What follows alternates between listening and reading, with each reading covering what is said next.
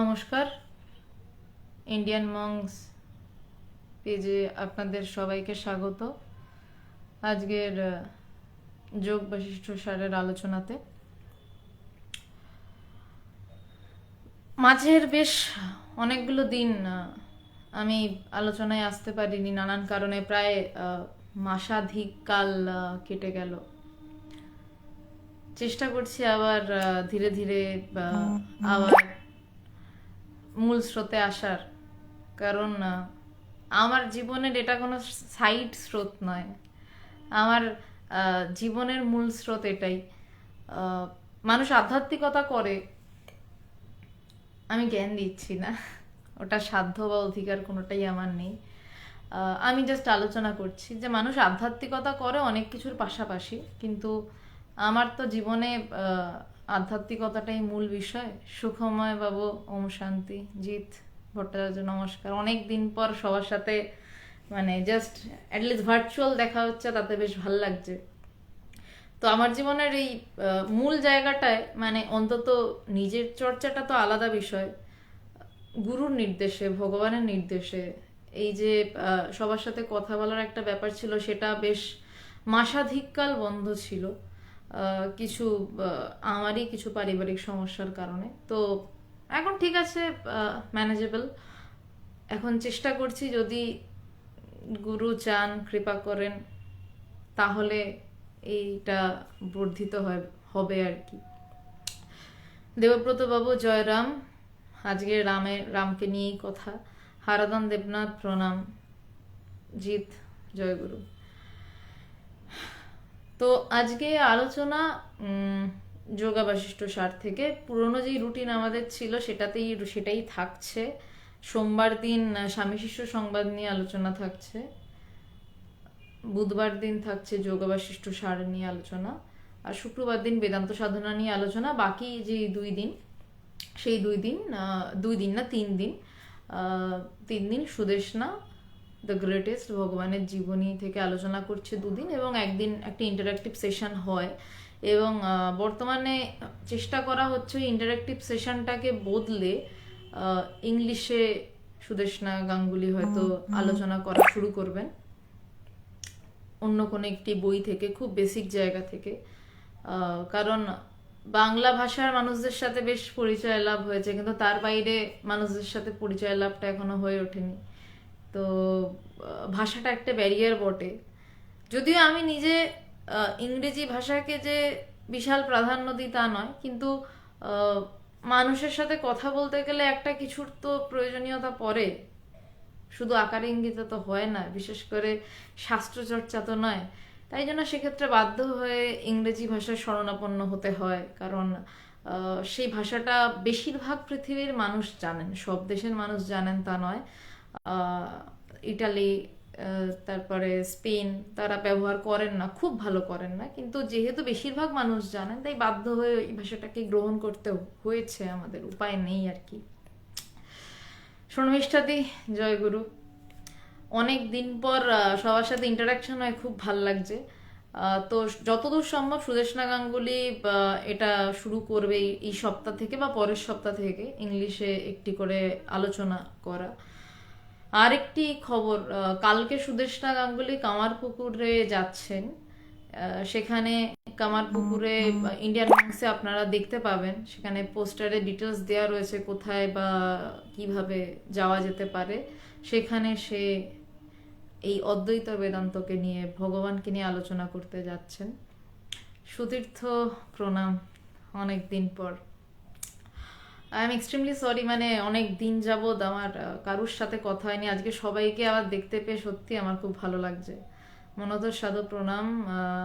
আমি এবার তাহলে বিষয়ে ঢুকছি। আমি একটু কথা বলছিলাম কারণ অনেক দিন পর তো দেখা হলো সবার সাথে। সুদীপ্ত মজুমদার, ধন্যবাদ।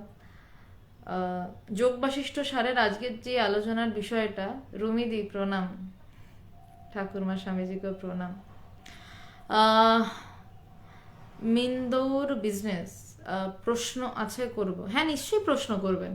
আজকে 8:30 থেকে বসেছি, অন্যদিন 9:30 থেকে বসতে হতো বাইরে থেকে ছুটে ছুটে। আজকে একটু রেস্ট পেয়েছি, অবশ্যই প্রশ্ন করবেন, কিন্তু খুব ভালো হয় যদি আপনি শেষে প্রশ্নটা করেন। মানে এটা এমন কোনো ট্যাকটিক্স নয় যে আপনাকে দিয়ে পুরো লাইফটা শোনানোর চেষ্টা করছি। মোটামুটি ধরে নিন নটা 9:10 তো 9:20-25-এর মধ্যে লাইভটা শেষ হয়ে যাবে। তারপর যদি আপনি প্রশ্ন করেন আমার উত্তর দিতে সুবিধা হবে। আর যদি আপনি লাইভটা দেখতে দেখতে আপনার প্রশ্নের উত্তর পেয়ে যান তাহলে আপনার পক্ষে সুবিধা হবে, কারণ নয়তো লাইভটা হয়তো এক গতিতে এগোবে, প্রশ্নটা হবে অন্যদিকে। তো লাইভ চলাকালীন আমি কোনো প্রশ্নের উত্তর অন্তত যোগাবশিষ্ট সারের ক্ষেত্রে না দেওয়ারই চেষ্টা করব, কারণ তাহলে বিষয়টা গুলিয়ে যায়। আজকের মূল বিষয় হচ্ছে বিরোধী। আহ, আপনারা হয়তো অনেকেই ভাবেন যে হ্যাঁ অজিত কুমার মালাকার নমস্কার, অনেকদিন পর। শোয়েব বসু প্রণাম। অনেকেই হয়তো ভাবেন যে আমি হয়তো প্রচুর প্রিপারেশন নিয়ে বসি। না, কোনো প্রিপারেশন নিয়ে কোনোদিনই বসি না। আহ, তার কারণ হচ্ছে যে প্রিপারেশন নিয়ে মানে কি আছে সেটা জেনে যদি কথা বলতে বসা হয়, আধ্যাত্মিক কথা অন্তত, তাহলে ব্যাপারটা হয় কি, কথাটা মানে প্ল্যান আউট হয়, কথার উত্তরটা প্ল্যানিং করে দেওয়া হয়, মানে বা ব্যাখ্যাটা প্ল্যানিং হয় যে আমি এটা বলবো। সেখানে কোথাও একটা আমির অহংকার কথা বলে।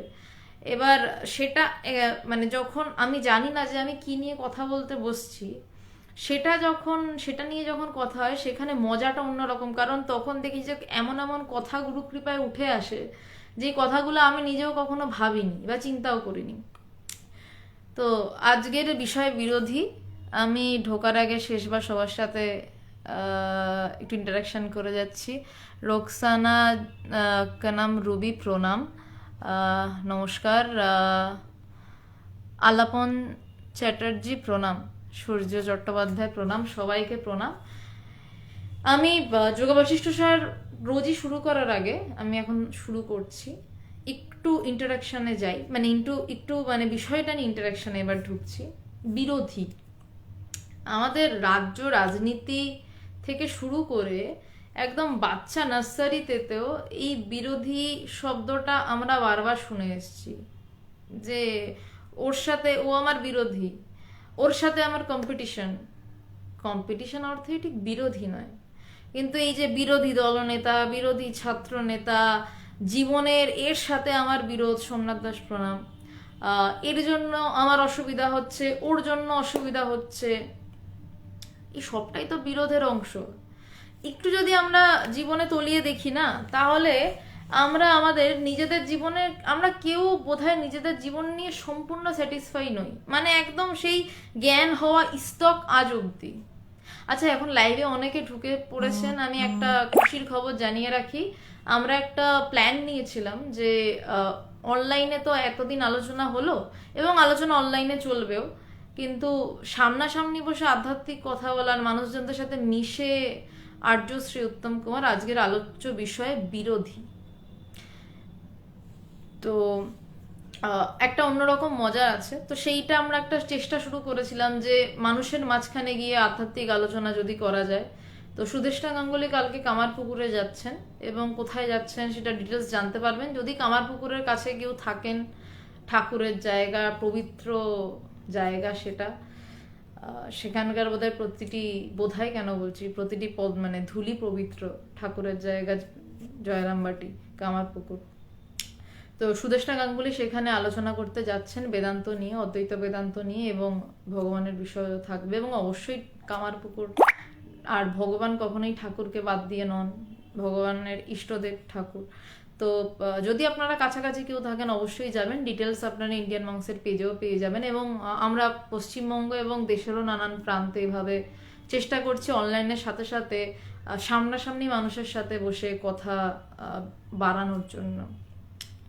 জয় ব্যানার্জি প্রণাম। তো যেটা বলছিলাম, এই যে বিরোধ, আমরা কিন্তু সারাটা জীবন লড়াই করে যাই, সারাটা জীবন আমরা লড়াই করে যাই এর সাথে, এর জন্য আমার এটা হলো না, এর জন্য আমার এটা হলো না, করতে করতে কখনো গিয়ে একটা আমরা দেখি কোনো একটা জায়গায় এটা না আমারই ভুল ছিল, জানিস তো আমার নিজেরই ভুল ছিল। কোনো না কোনো সময় আমরা এটা বলে থাকি, আমি তো বলেইছি, এবং অন্যের ভুলও ধরেছি একটা সময়, এবং একটা সময় নিজের ভুলও ধরেছি, এবং এটা আমাদের প্রত্যেকের জীবনে ঘটেছে। এবং আমাদের প্রত্যেকেরই মনে হয় যে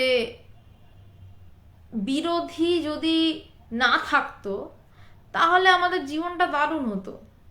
আমাদের প্রত্যেকেরই জীবনে কিছু না কিছু সমস্যা আছে, ছোটোখাটো টুকরো টাকরা সমস্যা আছে, অসুবিধা আছে, আনন্দও আছে, কিন্তু আমাদের সবারই মনে হতো ও ব্যাটা না থাকলে, এই সমস্যাটুকু না থাকলে তাহলে বেশ শান্তিতে জীবনটা কাটানো যেত।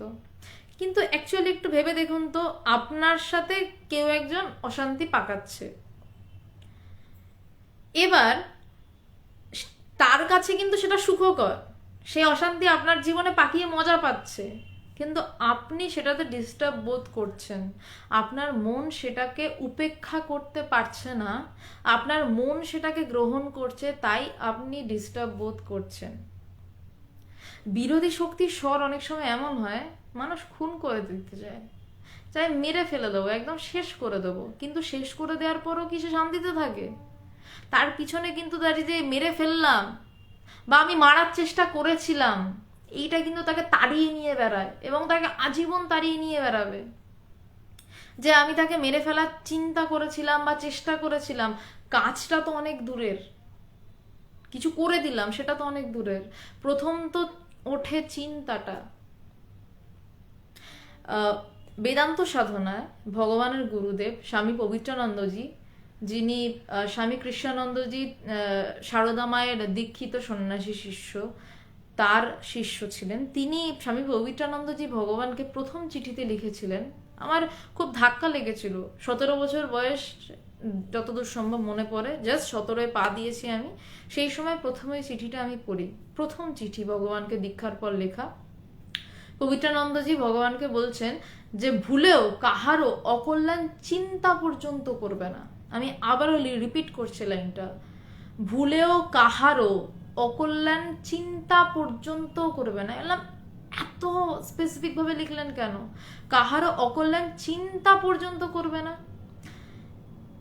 এখন একটু একটু ধরা পড়ে, মানে বেদান্ত সাধনা এমনই একটি বই যে যতবারই পড়ি নতুন কিছু একটা পাওয়া যায়, প্রত্যেকটি চিঠি নতুন, মানে যেই চিঠি পড়ে ভগবানের নির্বিকল্প সমাধি হলো এবং তিনি ভগবান হিসাবে মানে আমাদের কাছে ধরা পড়লেন, তো সেই চিঠি তো এরকমই হবে। যে কারণ কোনো কাজ তো পরে হয়, আগে তো আসে চিন্তা, সেই চিন্তার একটা তো উল্টো ধাক্কা থাকবেই। সুতরাং বলছে ভুলেও কাহারও অকল্যাণ, পারলে চিন্তা তার করো না, কিন্তু অকল্যাণ চিন্তা পর্যন্ত করো না। কিন্তু এবার একটা কথা, এই যে অকল্যাণ চিন্তা করব কেন আমি কারোর সম্পর্কে, কারণ সে আমার বিরোধী শক্তি। আমরা আমার বন্ধুর সম্পর্কে, আমার বাবা মার সম্পর্কে কি খুব একটা অকল্যাণ চিন্তা আমরা কেউ করে থাকি? করি না, করি না। তার কারণ জানি তারা আমার প্রিয়, তারা আমার পক্ষের মানুষ, আমরা বিপক্ষ নিয়ে চিন্তিত, বিরোধী নিয়ে চিন্তিত। বিরোধটা কিসের সাথে হয়? আমার চিন্তার সাথে তার চিন্তার।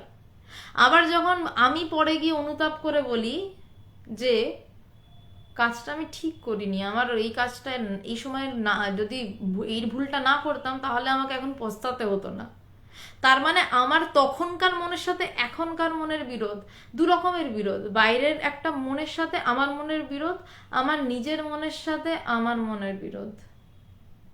বাইরের বিরোধটাকে নয় কাটানো গেল, এবং সেই বিরোধটাও কেন ঘটছে না? আমার মন সেই বিরোধটাকে গ্রহণ করছে। আমার মন বাইরের যে অপছন্দটা, কারণ যে বিরোধ সৃষ্টি করছে, বারবার বলছি, খুব সূক্ষ্ম জায়গা, মানে যোগ বাশিষ্ঠ সার এক প্যারাগ্রাফ বা একটা শ্লোকের বেশি এগোনো যায় না এই কারণেই, খুব খুব খুব সূক্ষ্মভাবে বলে না ছাল ছাড়ানো, বশিষ্ঠ মুনি খুব সূক্ষ্মভাবে আমাদের মনের ছাল ছাড়িয়েছেন এই বইটাতে। তাই জন্য এই বইটি খুব একটি সন্ন্যাসী ছাড়া গৃহস্থদের পাঠ্য হিসেবে দেখা যায় না, কারণ প্রথমত অত্যন্ত কঠিন এবং খুব নির্মমভাবে মনের সূক্ষ্ম থেকে সূক্ষাতি সূক্ষ্ম ছাল ছাড়ানো আর কি। তো প্রথম যে আমার সাথে বিরোধটা করছে সে তো আনন্দে আছে, একে বিরক্ত করে মজা পাচ্ছি, কিন্তু আমার মন সেটা গ্রহণ করছে। দোষটা কার? আমার না তার, তার ব্যাপারটা তার, সে ফুর্তি করছে করুক, কিন্তু বিরোধিতাটা তো আমার মন আমার সাথে করছে। সে তো ওটাকে উপেক্ষা করতেও পারতো, সেটাকে পাত্তা না দিয়ে পাশ কাটিয়েও তো যাওয়া যায়। ফুটবল খেলা যখন হয়, জাস্ট ওয়ার্ল্ড কাপ শেষ হলো, যখন আমাদের মূল লক্ষ্য থাকে কি না, মানে বলটাকে গোলে ঢোকানো, এবার তখন আর সামনে নানান রকম বাধা আসে, কাটিয়ে কাটিয়ে চলে যাওয়াটাই রীতি। যদি নিতান্ত না কাটিয়ে যাওয়া যায়, পা থেকে কেউ বল কেড়ে নেয়, সেই ফুটবলার কিন্তু অপেক্ষা করে আবার কখন সময় আসবে সে তার পায়ে বল পাবে বা সে বলটা নিয়ে নেবে অন্যের পা থেকে, এবং তার মূল লক্ষ্য থাকে কি না গোলের মধ্যে বলটা ফেলা। এই যে পা থেকে বল সরে যাওয়া বা পায়ে বল আবার এসে যাওয়া, এই দুটোর সাথে কিন্তু কোনো বিরোধ নেই। রেফারি কিন্তু এর মধ্যে লাল কার্ড দেখায় না। লাল কার্ড কখন দেখায়? যখন আমরা ওই গোলে বল ঢোকানো ভুলে গিয়ে আমরা ঝগড়া অশান্তিতে মাঠের মধ্যে লেগে পড়ি, লাথি মেরে দিলাম, গিয়ে ধাক্কা মেরে দিলাম, মারামারি করা শুরু করলাম, গালাগালি দেওয়া শুরু করলাম, বাজে পার্সোনাল অ্যাটাক শুরু করলাম, তখন কিন্তু রেফারি লাল কার্ড দেখায়। তো আমাদের জীবনটাও না ঠিক এইরকম। আমাদের লক্ষ্য হচ্ছে ওই গোলে বলটা দেওয়া।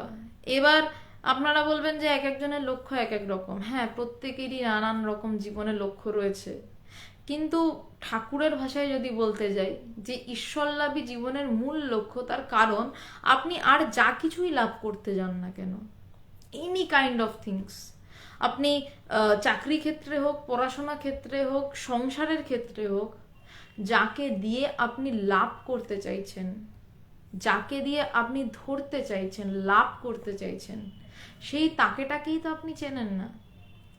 সেই তাকে আমিকে ধরার নামই ঈশ্বর লাভ। সেখানে আমাকে মূল বাধা দিচ্ছে কে না আমার মন। যেই মন বিরক্ত হচ্ছে, অন্যের বিরক্ত করাতে বিরক্তিটা গ্রহণ করছে। আমি কি বোঝাতে পারছি? একটু যদি আমাকে কেউ একটু প্লিজ বলো, যে যারা রয়েছেন তারা যদি একটু বলেন, কারণ খুব জটিল সূক্ষ্ম জায়গা দিয়ে যাচ্ছে আর কি কথাগুলো। মানে অসুবিধা হচ্ছে না, ঠিক আছে চলছে, একটু বললে আমার আমার একটু বলতে সুবিধা হয়। যে জায়গায় অসুবিধা হচ্ছে প্লিজ বলবেন, আমি সেই জায়গাটা আবার রিপিট করব বা চেষ্টা করব আর একটু যদি ঠিকভাবে বলা যায় কোনোভাবে, আমি চেষ্টা করব। তো একটু জানাবেন যে কোনো কিছু অসুবিধা হচ্ছে কিনা, বা সুবিধা হলেও জানাবেন।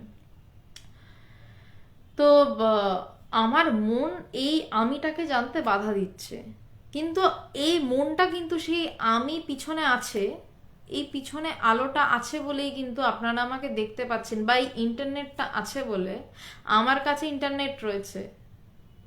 আপনারা যারা দেখছেন আপনাদের সবার কাছে ইন্টারনেট রয়েছে, তাই জন্য কিন্তু আপনারা আমাকে দেখতে পাচ্ছেন বা আমি আপনাদের দেখতে পাচ্ছি।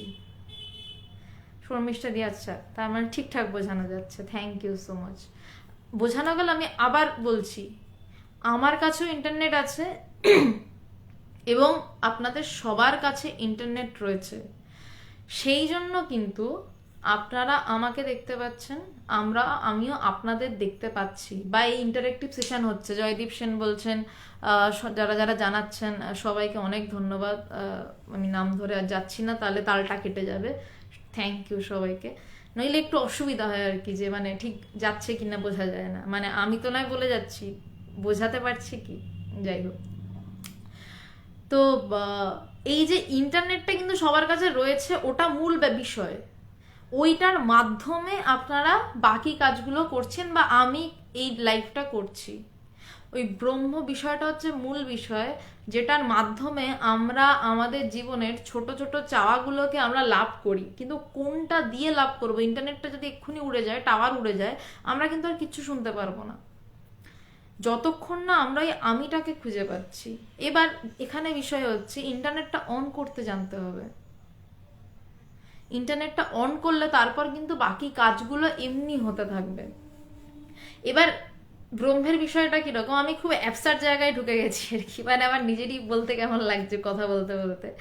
ব্রহ্মের বিষয়টা কেমন, এখানে অন করতে হয় না, তিনি সাক্ষী স্বরূপ, তিনি সদা জাগ্রত, কিন্তু আমাদের মন তাকে বুঝতে দেয় না, সে যে আছে তাকে টের পেতে দেয় না।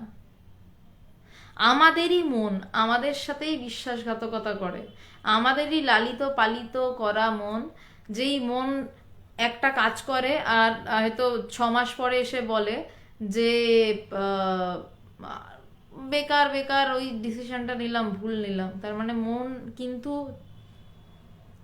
টলছে, মনের সংকল্প বিকল্প আছে, মানে হ্যাঁ না আছে। এই যোগাবশিষ্ট সারে কিছু শাস্ত্রীয় ভাষা উঠে আসবে, উপায় নেই। সংকল্প বিকল্পাত্মক মন বলা হয়, মনের সংকল্প বিকল্প হ্যাঁ না আছে, তার মানে মন চেঞ্জেবল। কিন্তু একটা কিছু তো রয়েছে যে যার উপর দাঁড়িয়ে চেঞ্জ হয়। একটা রাস্তার উপর দিয়ে কিন্তু প্রচুর গাড়ি যায়, রিক্সা যাচ্ছে, স্পোর্টস কার যাচ্ছে, বাইক যাচ্ছে, বুলেট যাচ্ছে, লরি যাচ্ছে, ছোটা হাতি যাচ্ছে, সব যাচ্ছে, কিন্তু রাস্তাটা কিন্তু রয়েছে। তেমনি আমার ভিতরে কিছু একটা সাক্ষী স্বরূপ রয়েছে, যেটা ইন্টারনেট অন করার মতন সুইচ দিয়ে অনও করতে হয় না, সেটা সদা জাগ্রত। কিভাবে বুঝবো সদা জাগ্রত আমি বলছি বলে? একদম নয়। একটা উদাহরণ দিই, এই উদাহরণটা বারবার কোটিবার দেয়া আগে হয়েছে পৃথিবীতে, আমি বহুবার বলেছি, আমি আবারও বলবো এবং এখনো বলছি। সব থেকে সহজ উদাহরণ বেদান্তের ক্ষেত্রে,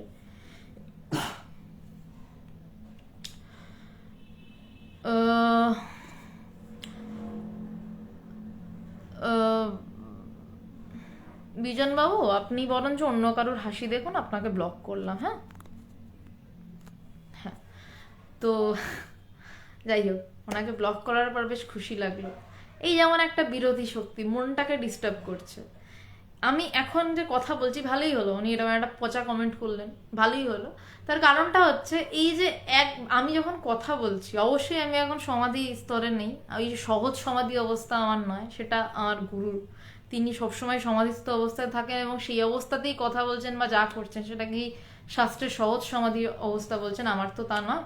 তো আমাকে মন নিয়ে কথা বলতে হচ্ছে। এবার আমার মনের সাথে এই বিজনবাবুর হাসি দেওয়ার ইচ্ছাটা পছন্দ হলো না, কারণ আমি এখন একটা বিষয় নিয়ে আলোচনা করছি, সেখানে হাসিটা মানে হাসবো কি হাসবো না সেটা ঠিক অর্থহীন আমার কাছে, ওনার কাছে অর্থ থাকতে পারে, তাই আমি ওনাকে ব্লক করে দিলাম।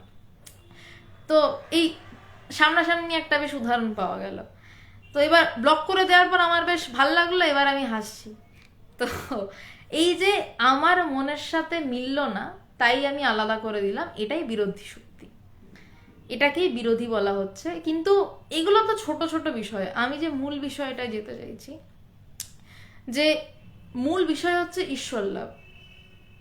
এই ঈশ্বর লাভের পথে যে যে বিরক্ত করবে তাকে বোধহয় না বিরোধী শক্তি বলা যায়, বা এই ঈশ্বর লাভের কথার মাঝে যে বিরক্ত করবে তাকে বোধহয় না বিরোধী শক্তি বলা যায়। বোধহয় না শব্দটাও বোধহয় আমি ভুল বলছি, তার কারণ ঠাকুর রামকৃষ্ণদেব খুব স্পষ্ট ভাষায় একটা কথা বলে গেছেন, যে ঈশ্বর চর্চায় বা ঈশ্বর লাভে কেউ ব্যাঘাত ঘটালে, বা ঈশ্বর চিন্তায় বা ঈশ্বর চর্চায় কেউ ব্যাঘাত ঘটালে তাকে, মানে আমি ঠিক এক্সাক্ট লাইনটা মনে নেই, বলছে সেখান থেকে পরিত্যাগ করাই ভালো, এমনকি সে যদি বাবা মাও হয়। তো সুতরাং এখানে ঈশ্বর নিয়ে আলোচনা হচ্ছে, সেটা অনলাইন হচ্ছে, তাতে কোনো আপত্তি নেই। ঈশ্বর নিয়ে আলোচনা হচ্ছে, সেখানে ব্যাঘাত ঘটালে জাস্ট ব্লক করে দেবো। এটাই আমরা পলিসি নিয়েছি ইন্ডিয়ান মংসের তরফ থেকে। তো ঈশ্বর লাভটাই জীবনের মূল বিষয়। এবার যেটা উদাহরণটা থেকে যেতে গিয়ে একটু ডিস্ট্রাক্ট হলাম আমি, তো বলছে সাক্ষী স্বরূপ আত্মা, সে সবসময়, তাকে ইন্টারনেটের মতন সুইচ টিপেও জাগাতে হয় না, সে সদা জাগ্রত। কিভাবে বোঝা যাবে? বোঝা যাবে এইভাবে, যখন আমি এই কথা বলছি আপনারা শুনতে পাচ্ছেন, আগে বহুবার এটা বলেছি, আমি নিজে আমার গুরুর থেকে বহুবার এটা শুনেছি, ভবিষ্যতেও শুনবো। যখন স্বপ্ন দেখছেন ঘুমিয়ে, তখন সেই স্বপ্নের মধ্যে আপনি জানেন আপনি স্বপ্ন দেখছেন, স্বপ্নের মধ্যে না জানলেও ঘুম থেকে উঠে জানেন আমি এটা এটা দেখেছি বা কিছু একটা দেখেছি।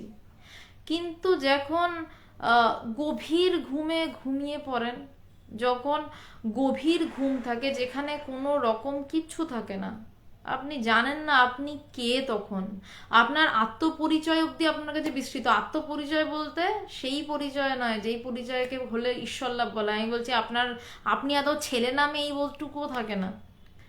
যেই মাত্র ঘুম থেকে উঠলেন, সেই মাত্র আপনার বোধ আসা শুরু হলো, আপনি ছেলে না মেয়ে, আপনার সমাজ, বংশ পরিচয়, এনি কাইন্ড অফ থিং, সমস্ত কিছুর পরিচয় আসা শুরু হলো।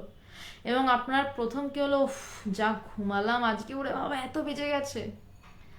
এই যে আপনি দারুণ ঘুমিয়েছেন, আপনি বলছেন আমি জানি না কোথা দিয়ে সময় কেটে গেল। এই যে জানি না কোথা দিয়ে সময় কেটে গেল, এই জানি নাটাও কিন্তু এক প্রকার জানা। আমি কিছু জানি সেটাও যেমন জানা, আমি কিছু জানি না এটাও এক প্রকার জানা। যেমন আমাদের জেনারেশনটা খুব টেক স্যাভি বলে, তারা টেকনিক্যাল সব বিষয়ে জানে মোটামুটি। কিন্তু আমাদের থেকে আমাদের যারা মারা রয়েছেন তারাও এখন টেক স্যাভি হয়ে গেছেন ইদানিং। কিন্তু যখন প্রথম প্রথম স্মার্টফোন এসেছিল, সবাই তাদের ছেলেমেয়েদের কাছে আসতেন এবং বকাঝকা খেতেন যে, এবং এখানে যেহেতু মায়েরাও রয়েছেন ছেলেমেয়েরাও রয়েছেন, তাই আমরা দুপক্ষই জানি আর কি, যে মা বাবারাও কিরম বকা খেতেন আর আমরাও এক জিনিস বারবার শেখাতে শেখাতে বকা দেওয়া হতো। এবং তারপর একটা সময় সেই চরম বানিয়ে আসতো যে আমরা কি তোমাদের অ ক খ শেখাইনি, তাহলে এখন কেন আমাদেরকে এরম করে বলছো। ওনারা যে সেটা জানেন না আর আমরা যে সেটা জানি, সেটা যেমন আমরা জানি এটা আমাদের কাছে স্পষ্ট, তেমন ওনারা জানেন না এই জানাটাও কিন্তু তাদের কাছে স্পষ্ট, যে আমি জানি না, আমি জানি নাটাও কিন্তু এক প্রকার জানা। তো যখন গভীর ঘুমে, যেখানে কোনো স্বপ্ন নেই, কোনো জাগ্রত সিনারি নেই, যেখানে আমি ছেলে নামে এটুকু অবধি গুলিয়ে গেছে, সেখানে কে জানান দিচ্ছে যে কি ঘটে গেছে জানি না, দারুণ ঘুমিয়েছি। এটা এইটা যে জানান দিচ্ছে সেই বলছে সাক্ষী চৈতন্য, কিন্তু আমরা তাকে ধরতে পারি না। সে কিন্তু সব সময় রয়েছে, যেই মুহূর্তে কোনো সংসার ছিল না, মনের চঞ্চলতা ছিল না, সে কিন্তু জেগে বসে। তাকে কিন্তু ইন্টারনেটের মতন সুইচ টিপে অন বা অফ কিছুই করতে হয় না, সে অল টাইম জাগ্রত বসে রয়েছে। কালীঘাটের মাকে দেখেছেন, ত্রিনয়ন মেলে বসে রয়েছেন, ঠিক তেমনই ভিতরে তিনি নয়ন মেলে বসে আছেন, জেগে বসে রয়েছেন, শুধু বোঝার অপেক্ষা যে তিনি জেগে বসে আছেন। কি করে বোঝা যাবে? একটা পুকুরের উপর পুরো কচুরিপানা ঢাকা দেওয়া, সেখানে বোঝা যাবে কি করে যে ওটা কচুরিপানা দিলে তাও পুকুর? তাহলে আমি এই উদাহরণটা বাদ দিচ্ছি। খুব শীতের দেশে বরফের লেকগুলো শুকিয়ে একদম বরফ হয়ে যায়, পার্থক্য করা যায় না যে এটা লেক না সাধারণ রাস্তা, একদম বরফের মতনই দেখায়। কিভাবে বোঝা যায়? একটা শাবল এনে খোঁচাতে হয়, খোঁচাতে খোঁচাতে খোঁচাতে নিচ থেকে হুড় করে জল বেরোতে থাকে, তখন ঠান্ডা জল, তখন জলে কাঁপছি, হাড়ে বাতাস, মানে হাড়ে কাঁপুনি দিয়ে ছেড়ে দিচ্ছে ওই জল হাতে হাতে লাগলে। তেমনই আমাদের সেই আমির সামনে প্রচুর মানে পর্দা, প্রচুর বরফ জমে আছে। সেই বরফটা কার? না আমারই ছোট থেকে তৈরি করা লালিত পালিত মনের। আমারই মন আমাকে আমাকেই জানতে দিচ্ছে না, আমারই নিজের মন নিজের উপর বরফ তৈরি করে আমাকেই নিজেকেই জানতে দিচ্ছে না। মানে আমরা কত বড় দুর্ভাগা। আর তার জন্য আমরা কি করছি না, আমরা হাজারটা শাস্ত্র পড়ছি, কপাল ঠুকছি, এই করছি সেই করছি, আমার এই লাগে ওই লাগে সেই লাগে, এই করে যাচ্ছি। কিন্তু আসল বস্তুটা আমাদের ভিতরে। আমরা সব কিছুই করি আনন্দ পাওয়ার জন্য। আমরা বাচ্চার জন্মদিনের পার্টি থ্রো করি বাচ্চাটার আনন্দ হবে বলার থেকেও বেশি, বাচ্চার আনন্দ দেখে আমি আনন্দ পাবো সেই জন্য বেশি। একটু বা গভীরভাবে চিন্তা করবেন, সবকিছু আমরা অন্যের জন্য করি না, বা কিছুই আমরা অন্যের জন্য করি না। বাচ্চার আনন্দে আমার আনন্দ, তাই জন্য আমরা করি। বাচ্চাটা মন খারাপ করে আমার বসে থাকলে আমার কষ্ট হবে, তাই তার জন্য আমি করি। কিন্তু আমরা মনকে কি বোঝাই? তোমার জন্য তো এত কিছু করলাম না, ওটা আপনি আপনার জন্যই করেছেন, আপনার সুখের জন্যই করেছেন, বা আপনি এইটা বোঝানোর জন্যই করেছেন যে বা এটা নিজে আপনি টের পাওয়ার জন্য করেছেন যে মানে কি বলবো এই জায়গাটাতে, মানে যে আমি যদি আমার বাচ্চার জন্য এই দায়িত্বগুলো না পালন করি তাহলে বিষয়টা আমার কাছে খামতি থেকে যাবে, আমার আফসোস থেকে যাবে। কিন্তু এই সহজ সত্যিটা আমরা, ওই বলে না মনকে চোখ ঠারে, ঠিক আমরা এই সহজ সত্যিটাকে মহান করে দিই। না সব তো ওর জন্যই করেছি। হ্যাঁ করেছেন, কিন্তু সেখানে আপনার ভালো লাগাটা তো মেন লুকিয়ে রয়েছে, ওটাকে বাইরে আসতে দিন।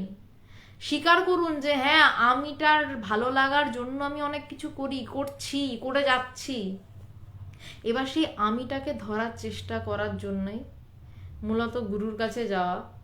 আর এই আলোচনাগুলো ঠিক কেমন বলুন তো, কেউ হয়তো দীঘা গেছেন, এবার হোটেলে এসে গাড়িটা থেমেছে, সমুদ্র দেখতে যাবেন, এই আলোচনাগুলো ওই গাড়িটা যেটা আপনাকে কলকাতা বা অন্য কোথাও থেকে এনে দীঘাতে নামালো, তারপর আরো কিছু গাড়ি যেটা হয়তো আপনি কাউকে জিজ্ঞাসা করলেন, আচ্ছা ভাই সমুদ্রের রাস্তাটা কোন দিকে, বলছে না রাস্তাটা ওই দিকে। এই আলোচনাগুলো হচ্ছে সেরকম। এই আলোচনাগুলো শুনে শুনে সমুদ্রের কাছাকাছি অবধি যাওয়া যায়। সমুদ্রের একটা সময় লোনা বাতাসের গন্ধও পাওয়া যেতে পারে। সমুদ্রটা তারপর দেখতে পাওয়ার জন্য প্রয়োজন গুরুর। আপনি ওই রাস্তা দিয়ে চলছেন, চলতে চলতে আপনার চলা যদি ঠিক হয়, একটা সময় সমুদ্রের দেখা পাবেনই। ঠিক আধ্যাত্মিক জগতে এই যে কথাগুলো শুনছেন, এই শাস্ত্র পড়ছেন, কেউ শাস্ত্র পড়ে ব্রহ্মজ্ঞান লাভ করতে পারে না, সম্ভব নয়। গুরুর পাদপদ্ম ছাড়া কোনোদিন ব্রহ্মজ্ঞান সম্ভব নয়, গুরুর কৃপা ছাড়া কোনোদিন ব্রহ্মজ্ঞান লাভ হয় না।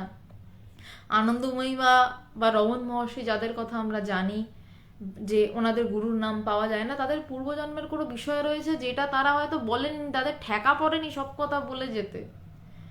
আবার শাস্ত্র সাধে সাধেও বলেনি যে গুরু ব্রহ্মা, গুরু বিষ্ণু, গুরু দেব মহেশ্বরা। সঞ্জয় দাস, আমি আলোচনার শেষে আমি অ্যাড্রেস দিয়ে দিচ্ছি, আর সবার যা যার কমেন্টস আমি সব শেষে দেখছি, হ্যাঁ, নইলে ফ্লোটা নষ্ট হয়ে যাবে। আর এই কথার ফ্লোটা নষ্ট হয়ে গেলে একটু সমস্যা হয়। উজ্জ্বল, তুই তো অনলাইন আছিস, একটু অ্যাড্রেস আর ফোন নাম্বারটা একটু মানে আশ্রমের অ্যাড্রেস আর আমার ফোন নাম্বারটা একটু দিয়ে দে না উজ্জ্বল, তুই যদি অনলাইন এখনো থাকিস। তো আলোচনাটা মানে এভাবেই এগোয়, মানে এই আলোচনাগুলোর কাজ হচ্ছে আপনাকে ধাক্কা দেওয়া বা সমুদ্রের দিক নির্দেশ করছে। কিন্তু সমুদ্র যেতে গেলে যদি আপনি সৎভাবে যান, আপনি একটা সময় গুরুর দেখা পাবেনই পাবেন। বা আপনার ভিতর থেকে জাগবে যে আমাকে এটা লাভ করতে হবে। এবার হচ্ছে যে গুরুর দেখা পেলেন, গুরু আপনাকে হাত ধরে কি করবে না, সমুদ্র অবধি নিয়ে আসবে না, শুধু সাথে করে নিয়ে সমুদ্রের ঢেউয়ের সাথে খেলতে শেখাবে। এবং একটা সময় গুরু তো সমুদ্রই, তিনি তো আপনার জন্য কৃপা করে উঠে আসেন। সেই সচ্চিত চৈতন্যরূপ সাগরে আপনাকে নিয়ে তিনি ডুবে যাবেন, এবং যখন উঠে আসবেন তখন আপনি গুরুর পায়ে পড়ে যাবেন যে এই কি করলেন। এবং যতক্ষণ ডুবে ছিলেন ততক্ষণ কিন্তু কোনো প্রভেদ ছিল না। বলছে সে বড় কঠিন ঠাই গুরু শিষ্যে দেখা নাই। বলছে সে বড় কঠিন ঠাই, বলছে যতক্ষণ ডুবে থাকা ততক্ষণ কিন্তু সেই আমিতে থাকা। যখন উঠে এলেন তখন মৃত্যুহীন দেহ নিয়ে উঠে এলেন, মানে সেই দেহটার মানে মৃত্যুহীন দেহ কি বলছে, মানে মৃত্যুহীন একটা সত্তা উঠে এলো। এবং যতক্ষণ সে ডুবে ততক্ষণ কিন্তু গুরু শিষ্য দেখা নাই, সে বড় বিষমটাই, তখন হয়তো দুজনেরই চোখ বন্ধ। কিন্তু যখন উঠে আসে তখন শিষ্য গুরুর কাছে পাগলের মতন প্রণাম করছে, তুমি আমাকে একই করে দিলে। স্বামীজি দেখা যায় ঠাকুরের ছবি বুকে জড়িয়ে কাঁদছেন। ভগবানকে দেখেছি জ্ঞান লাভের পরে, ভগবান দেখেছি মানে চিঠি দেখেছি, জ্ঞান লাভের পরে গুরুদেবকে চিঠি লিখছেন যে আহা এর নাম গুরু, আহা এর নাম গুরু। শঙ্করাচার্য এক জায়গায় লিখছেন যে সে বড় কঠিন ঠাই গুরু শিষ্য দেখা নেই। যখন সেই জায়গা তখন তো সেই অবস্থা, কিন্তু যখনই আবার আমির রাজ্যে এলো, আমি তুমির রাজ্য, তখন চিরকাল গুরুর কাছে শিষ্য ঋণী, এ ঋণ শোধ করা অসম্ভব বিষয়, সম্ভবই নয় কোনো মতেই। তো আজকে কটা বাজে, 9:20। একটা শ্লোক নিয়ে আলোচনা করছি, অনেকক্ষণ, প্রায় আধ ঘন্টার উপর এমনি আলোচনাতে কেটে গেল। এর বাইরে খুব একটা বোধহয় কিছু নেই, আমি জানি না আদৌ কি আছে, দেখা যাক। আচ্ছা, গীতার সাংখ্যযোগের একটা গীতার সাংখ্যযোগের একটা শ্লোক এখানে ব্যাখ্যা করছেন স্বামী ধীরেশানন্দজি টিকার, আগের দিনের যে টিকা। আগের দিন একটা অদ্ভুত ব্যাপার হলো, আগের দিন মরণ নিমিত্ত শোক অকর্তব্য এই ধরনেরই কিছু একটা বিষয় ছিল। এই টপিকটা নিয়ে আলোচনা বেশ করলাম, তারপরেই আমার পরিবারের একজন হঠাৎ করে মারা গেলেন। তো আমার বেশ মজা লাগছিল, খুব নিষ্ঠুরভাবে বলছি, মজা লাগছিল যেটা নিয়ে আলোচনা করলাম যে মরণ নিমিত্ত শোক অকর্তব্য, সেটাই ঘটলো। এবং যা বলেছি তা যখন নিজের জীবনে চোখের সামনে অ্যাপ্লাই হচ্ছিল, তখন এক প্রকার বলতে পারেন এনজয়ই করছিলাম। কারণ শোকটা তো আদতে মানে আর খুব একটা নেই। যাই হোক, বিষয়টা থাক। আমি তো সেইটারই টিকায় এই গীতার সাংখ্যযোগের দ্বিতীয় অধ্যায়টি এসছে, দ্বিতীয় অধ্যায়ের এই শ্লোকটা এসছে, আত্মা বা ব্রহ্ম অবিনাশী বিনাশমবয়স্য না কশ্চিৎ কতুর্মহতি। অব্যয় আত্মার বিনাশ কেউই করতে সমর্থ নয়। বলছে অব্যয় আত্মার বিনাশ, বলছে কেউই করতে সমর্থ নয়।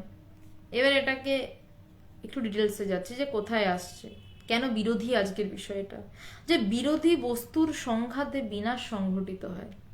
আমি কারোর সাথে যদি তীব্র মানে বেশিরভাগ মাফিয়া গুন্ডাদের দেখবেন মৃত্যু কেমন হয়, তারা কিন্তু নিজের দলের লোকের হাতেই মরে, বা যার সাথে মারামারি করছিল ওই দলটার হাতে তারা মরে যায়।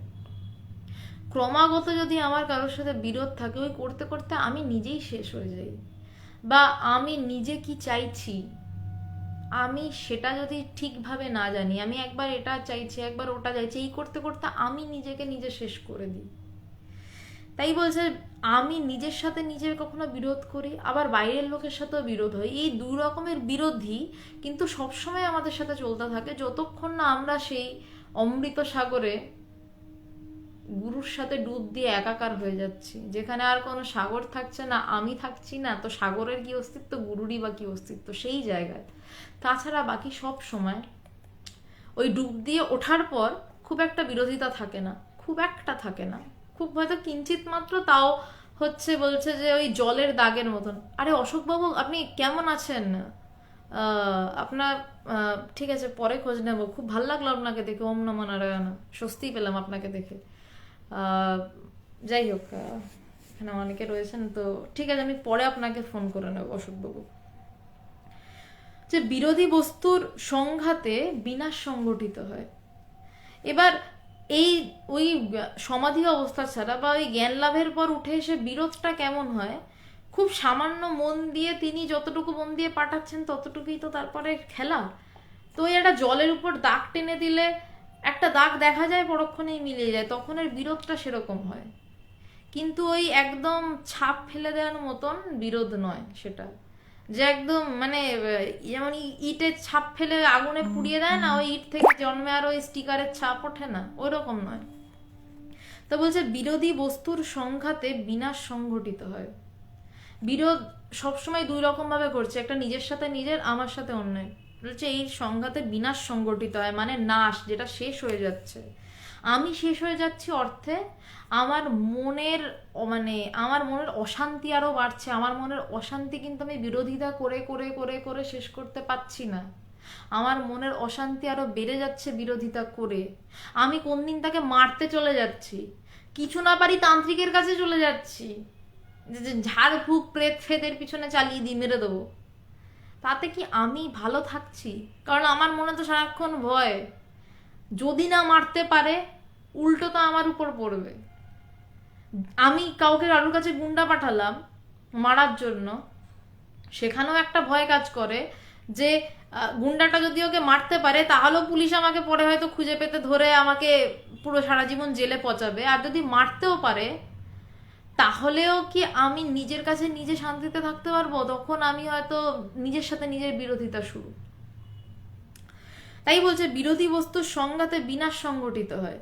খুব একটা আলাদা নয় লোকের কাছে গুন্ডা পাঠিয়ে দেওয়া বা এই আধি ভৌতিক মানে এই বিভিন্ন বামাচারের খারাপ দিকটা। বামাচার ভীষণ দুর্ধর্ষ দারুণ একটি সাধন প্রক্রিয়া, আমি কখনো করিনি, আমি যতটুকু জানি। আমি আমার গুরু পুরো অদ্বৈতবাদের এবং আমিও পুরো অদ্বৈতবাদেরই পথিক, কিন্তু কিছুটা যা এদিক ওদিক এই পথ চলতে কানে আসে। বামাচারের খারাপ বা ক্ষতিকারক দিকও তো অনেক কিছু আছে। এই খারাপ বা ক্ষতিকারক দিক নিয়ে যারা কাউকে মারতে পাঠায়, গুন্ডা পাঠানোর থেকে কম কিছু নয়, কিন্তু একই কাজ তারা করে, কিন্তু তারাও কি শান্তিতে থাকে? কারণ জানে যদি মেরেও দেয় সেটাও তার কাছে একটা সমস্যা, যদি মারতে নাও পারে সেই শক্তি ঘুরে এসে তাকেই মারবে। তো তাই বলছে বিরোধী বস্তুর সংঘাতে বিনাশ সংগঠিত হয়, মানে আমার মনের সমস্যা আরো উত্তর বাড়ছে, যত দিন যাচ্ছে তত বাড়ছে। যেমন ঘট, দণ্ড প্রহার বা ভূমিপতন উহার বিরোধী, দণ্ড প্রহারাদি হইলে ঘট ভগ্ন হয়। বলছে যেমন কি একটা মাটির ঘট, ঘট আমরা খুব একটা মানে তামা ফামা জানি না, আমরা খুব একটা কি জানি যে মোটামুটি মাটিরই হবে। তা বলছে দণ্ড প্রহার, একটা ঘটকে যদি আমি লাঠি দিয়ে দুম করে মারি, ঘরটা ভেঙে যাবে, হাত থেকে পড়ে গেল, ঘরটা চুরমার হয়ে গেল এক মুহূর্তের মধ্যে। ঘরটা কিন্তু আর সরি, ঘরটা কিন্তু আর ঘট রইল না, সেই মুহূর্তে সেটা ধুলো হয়ে গেল, বা ঘরটা ভেঙে গেছে ভাঙা ঘট, ঘট হয়ে গেল ভাঙা ঘট, বা ধুলোগুলো বা ওই মূল টুকরো বা টুকরো হয়ে গেল। একটা ঘট সুন্দর ছিল, বা খুব সুন্দর করে ভাবুন, একটা ঘট হাতে ছিল, ধূপ করে হাত থেকে পড়লো মাটিতে, ঘরটা কিন্তু হয়ে গেল কতগুলো ভাঙা টুকরো। সুশীতল বাবু, আপনার প্রশ্নগুলোর উত্তর আমি দিচ্ছি, একটু শেষ করে নিয়ে আমি দিচ্ছি, নইলে জায়গা থেকে সরে যেতে হবে। ঘরটা যেই ভাঙলো তখনই ঘরটা থেকে হয়ে গেল টুকরোগুলোকে টুকরোগুলো তুলে ফেলে দেওয়া হলো, বাকি কিছু ধুলো গুঁড়ো পড়ে থাকে, ওটাকেও ওখানে ঘর থেকে এক নিমেষে টুকরো হয়ে গেল, তারা বললো ধুলোগুলোকে ঝাঁটা দিয়ে বের করে দে। আর একটা মানুষ, জল জ্যান্ত জ্যান্ত মানুষ হঠাৎ করে পড়ে গেল, পড়ে গিয়ে সে হঠাৎ করে মরে গেল, ঠিক ঘটের মতনই। কিন্তু তখন তাকে কি বলা হচ্ছে না, বডি, তার নামটা উধাও হয়ে গেছে, বলা হচ্ছে তার বডিটাকে নামানো হোক, তার বডিটা ছাড়ানো হোক। বডি ছাড়ছেন না কেন? তার নিজের কাছের ছেলেমেয়েরা গিয়ে বলছে, তার সন্তান বলছে যে বডি ছাড়ুন, দেরি করছেন কেন? বলছে না কিন্তু আমার মাকে ছাড়ুন। স্বাভাবিকভাবেই তাদের মুখে আসছে যে বডিটা ছাড়ুন। তারপর যখন শ্মশানে নিয়ে গিয়ে পোড়ানো হচ্ছে, তখন যখন ছাইটা বেরিয়ে আসছে, যেটা ভাসিয়ে দেয়া হয় নদীতে, তখন বলছে না যে আমার মাকে নিয়ে আমি ভাসাতে যাচ্ছি, বলছে এটা ওই কি বলে ছাই, ভুলে গেছি ওটাকে কি বলে, এবং সে সেটাকে ছুঁড়ে ফেলে দিচ্ছে। একটা গোটা শরীর যেটাকে নিয়ে এরকম লালন পালন করছেন, যাদেরকে এত ভালোবাসছেন, তারাই কাজগুলো করবে, সেইটা নিয়ে মত্ত থাকবেন না আসল জিনিসটায় যাবেন, সেটা এবার আপনাদের বিবেচনার বিষয়। এবং নিয়ম কি না, সেই নাভি, হ্যাঁ এক্স্যাক্ট মনে পড়েছে, নাভিটাকে ছুঁড়ে ফেলে দাও এবং ডুব দিয়ে অস্থি, অস্থি, হ্যাঁ ঠিক ঠিক ঠিক, অস্থিটাকে ছুঁড়ে ফেলে দাও এবং ওই দিকে আর তাকিও না। যেই মা বা বাবার কাছে আমরা ছোট থেকে লালিত পালিত হচ্ছি, সেই মা বাবাকে একটা সময় যখন আমি নিয়ে ছুঁড়ে ফেলতে যাচ্ছি, বলছি না আমি আমার মা বাবাকে ছুঁড়ে ফেলছি, আমরা বলছি আমরা অস্থি ফেলতে যাচ্ছি। আমাদের মা বাবা থেকে প্রথমে এলো বডি, বডি থেকে এলো সেটা হচ্ছে ছাড়াচ্ছেন না কেন, তারপর এলো মানে ঠিক করে পোড়ানো হলো, বডি চুল্লিতে ঢুকেছে, এটাও একটা বিবেচিত বিষয়। আমরা তখন বারবার খোঁজ নিই, আর কতজনের পরে, আর কতজনের পরে, আবার ভিআইপি লাইন খোঁজার চেষ্টা করে কেউ কেউ। বডিতে তখন মা হয়ে যাচ্ছে বডি, বাবা হয়ে যাচ্ছে বডি, তারপর সেটা হয়ে যাচ্ছে অস্থি, তখন সেটা আমরা জাস্ট ছুঁড়ে ফেলে দিচ্ছি। এরকমই জীবন, জাস্ট চুটকি জীবন, আমরা সেটাকে ছুঁড়ে ফেলে দিচ্ছি, ছুঁড়ে ফেলে দিয়ে আমরা তাকাচ্ছিও না, পিছন ঘুরে চলে আসছি। কেন না বলছে যে যদি তাকানো, এটা বলছে যে তার মানে আমরা ছুঁড়ে ফেলে দিলাম, আমরা তো দেহটাকে ছুঁড়ে ফেলে দিলাম। হ্যাঁ, আপনি যেটা বলছেন ঠিকই বলেছেন যে মনই সারা জীবন বেঁচে থাকবে, যদি না সেই মনটা না মরে।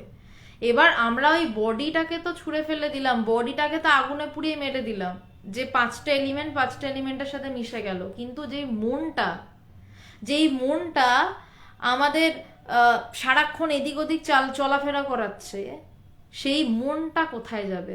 কেন? তাই জন্য বলছো যে আর তাকিও না, কারণ তার তো তোমার নয় আর মায়া আছে, কিন্তু তুমি বুঝে গেছো বডি মরে গেছে, ফেলে দিয়ে চলে এলে, কিন্তু তুমি যদি তাকাও তাহলে সে তোমার সাথে সেই মনটা আবার ব্যাক করবে, এবং করেও।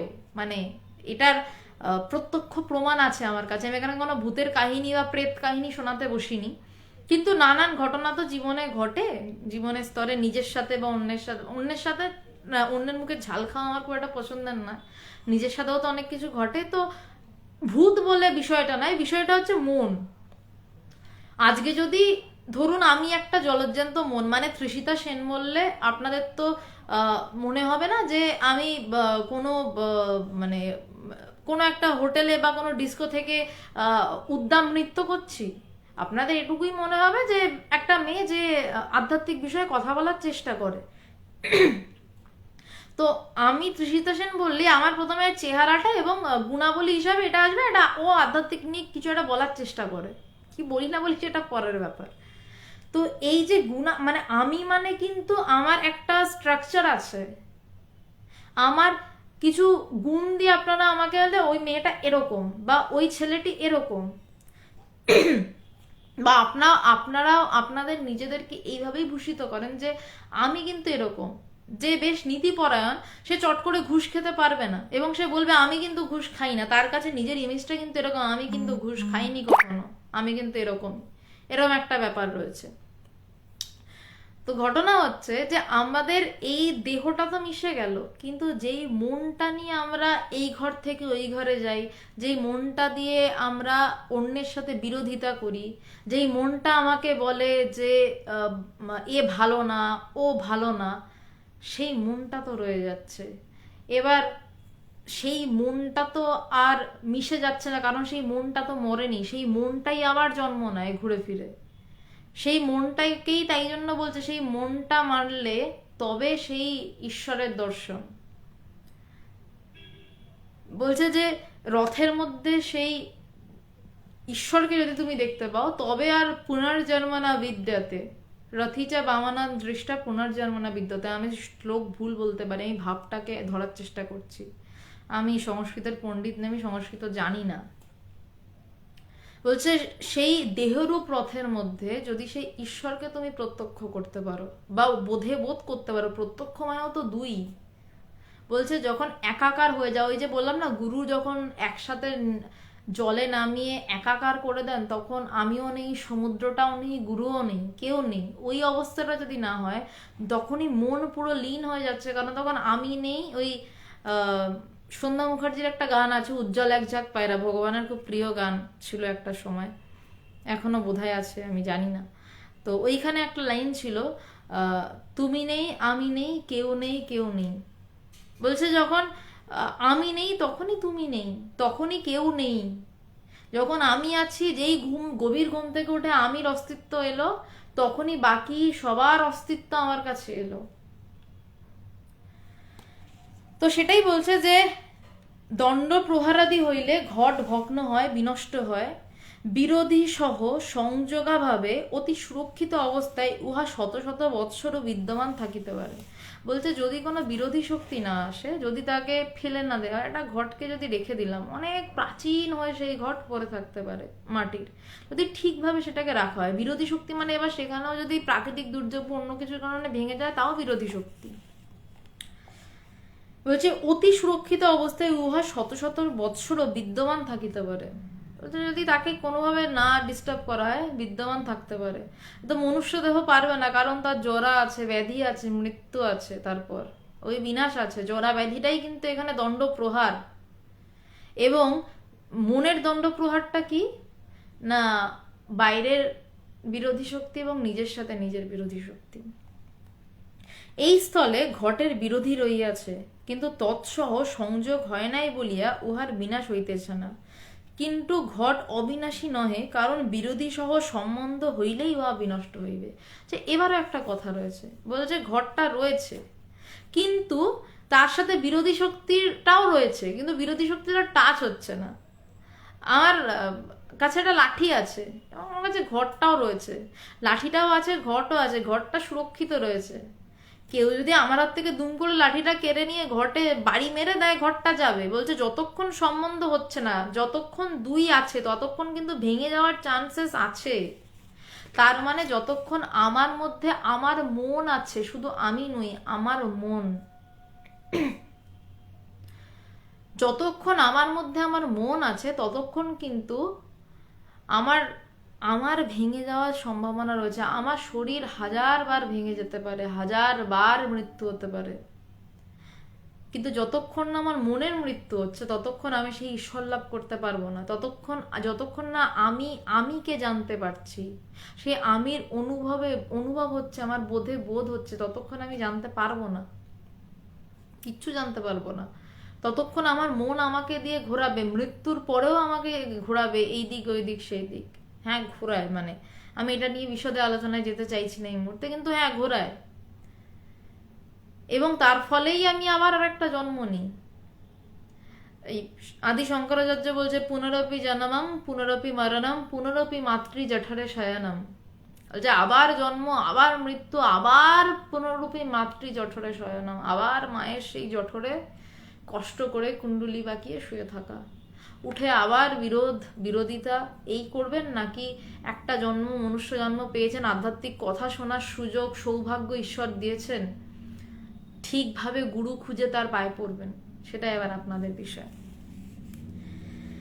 বলছে এই স্থলে ঘটের বিরোধী রয়েছে, তাই জন্য বিরোধী সহ সম্বন্ধ হলে এটা বিনষ্ট হবে। সরি, বলছে ব্রহ্মের কোনো বিরোধী দ্বিতীয় বস্তুই নাই। বলছে ব্রহ্মের কোনো বিরোধী দুটো বস্তুই নেই, দুটো ব্রহ্ম নেই, একটাই ব্রহ্ম রয়েছে। যেমন আপনাদের সবার কাছে একটা ইন্টারনেট কানেকশন রয়েছে, তেমনি সবার ভিতরে সেই একই ব্রহ্ম রয়েছে। এবার এটাকে মানে স্থূলভাবে নিতে যাবেন না, সূক্ষ্মভাবে নিন। কারোর কাছে হয়তো ভোডাফোনের কানেকশন, কারোর কাছে জিওর কানেকশন, আমি সেই কথা বলছি না। আমি বলছি একটা কানেকশন আছে সবার কাছে, জাস্ট একটা ফেনোমেনা দিয়ে বোঝানোর চেষ্টা করছি আমি। বলছে ব্রহ্মের কোনো বিরোধী দ্বিতীয় বস্তুই নেই। বলছে তার কোনো দ্বিতীয় বিরোধী বস্তুই নেই, মানে ঘরটাই আছে শুধু, লাঠিটা নেই, মানে সেই আছে শুধু, আর কিছু নেই। যাহার সঙ্গে সংযোগ বশত তাহার তৎকালে বা কালান্তরে নাশ হয়। বলছে যার সাথে সংযোগ হলে, যে ব্রহ্মের বিরোধী যদি কিছু থাকে, বলছে সেই তো সবটা হয়ে আছে, সবটা জুড়ে আছে। এইটা আমি মুখে বলে বোঝাতে পারবো না, এইটা গুরুর পায়ে পড়ে থেকে আপনাদেরকে নিজেকে বোধ করতে হবে, এবং এটা বোধ করা যায়। ব্রহ্মজ্ঞান আকাশ কুসুম কোনো কল্পনা নয়, বা ও শুধু বিবেকানন্দই পারে বা আমার গুরুদেব পারে বলে ছবি করে টাঙিয়ে রাখলাম নয়। এটা ব্রহ্মজ্ঞান লাভ আপনিও করতে পারেন, কারণ আপনার মধ্যেই তো তিনি বসে আছেন, শুধু তো একটু পর্দা সরিয়ে দেখা দেওয়া। তিনি মাঝে মধ্যেই টুকি করে যান, ওই বাচ্চারা খেলার সময় বলে না টুকি আমি আছি, ওই সুষুপ্তিতে কখনো কখনো টুকি খেলা হয় আপনাদের সাথে, ধরতে পারেন না সেটা আলাদা কথা। টুকি করে বলে যান যে ওরে আমি আছি, যে কিছু জানি না, সুষুপ্তিতে একদম ডিপ স্লিপ, কিচ্ছু জানি না, কোথায় আছি কি করছি, কিন্তু এটুকু জানি আমি আছি। সে কিন্তু জানান দিয়ে যায় আপনাকে, কিন্তু আপনি ধরতে পারেন না, ওই টুকি করে পর্দা আবার ফেলে দেয়। কিন্তু যখন চোরটা ধরা পড়ে, ওই লুকোচুরি খেলাতে লুকিয়ে পড়ে, কিন্তু যখন চোরটা ধরা পড়ে বিভিন্ন দিক থেকে আওয়াজ আসতে থাকে, টুকি টুকি টুকি টুকি, বাচ্চারা খেলে দেখবেন বিভিন্ন দিক থেকে আওয়াজ আসে। আমাদেরও কেমনি তেমনই জীবনে চলতে চলতে নানান দিক থেকে তিনি আওয়াজ দিচ্ছেন আমার ভিতর থেকে, কখনো বাইরে থেকে, আর মানে একটা শো করে আওয়াজ হচ্ছে, মানে শো করে, মানে শো শব্দটা নয়, মানে একটা মানে প্রদর্শনী হচ্ছে যে আমি আছি, আমাকে ধর। এবার ওই দেখবেন যখনই চোরটা ধরা পড়ে না, তখন বাচ্চাগুলোর মজার শেষ থাকে না, এই ধরা পড়েছে, চোর ধরা পড়েছে। ওই টুকি টুকি করতে করতে যখন নিজের কাছে নিজে ধরা পড়েন, তখন আপনার ভিতরে ওই আনন্দের শেষ থাকে না। ওই আনন্দের লেশ মাত্র আমি বলে আপনাদেরকে বোঝাতে পারবো না, এটা সম্ভব নয়। যেমন আপনার প্রচন্ড খিদে পেলে আপনি এটুকু বলতে পারেন প্রচন্ড খিদে পেয়েছে তাড়াতাড়ি দাও, না দিলে হাঁকডাক করতে পারেন, এইটুকুই পারা যেতে পারে। কিন্তু পেটটা চিরে দেখালেও বোঝাতে পারবেন না আপনার এক্স্যাক্টলি খিদেতে ফিলিংসটা কেমন হয়েছিল, মানে কিরম দুর্দশাটা হয়েছিল। তেমনই আনন্দের ব্যাপারটা আপনাকে হয়েই বুঝতে হবে, টের পেয়েই বুঝতে হবে যে, এবং এই আনন্দটা পাওয়া যায় সদ্গুরুর কাছে গেলে, এবং নিষ্ঠা সহকারে যদি চেষ্টা করা যায়। আবারও বলছি, যদি নিজের চেষ্টা থাকে ব্রহ্মজ্ঞান লাভ করা যায়, তা কোনো আকাশ কুসুম কল্পনা নয়। এই কলিযুগে দাঁড়িয়েও প্রত্যয়ের সাথে বলছি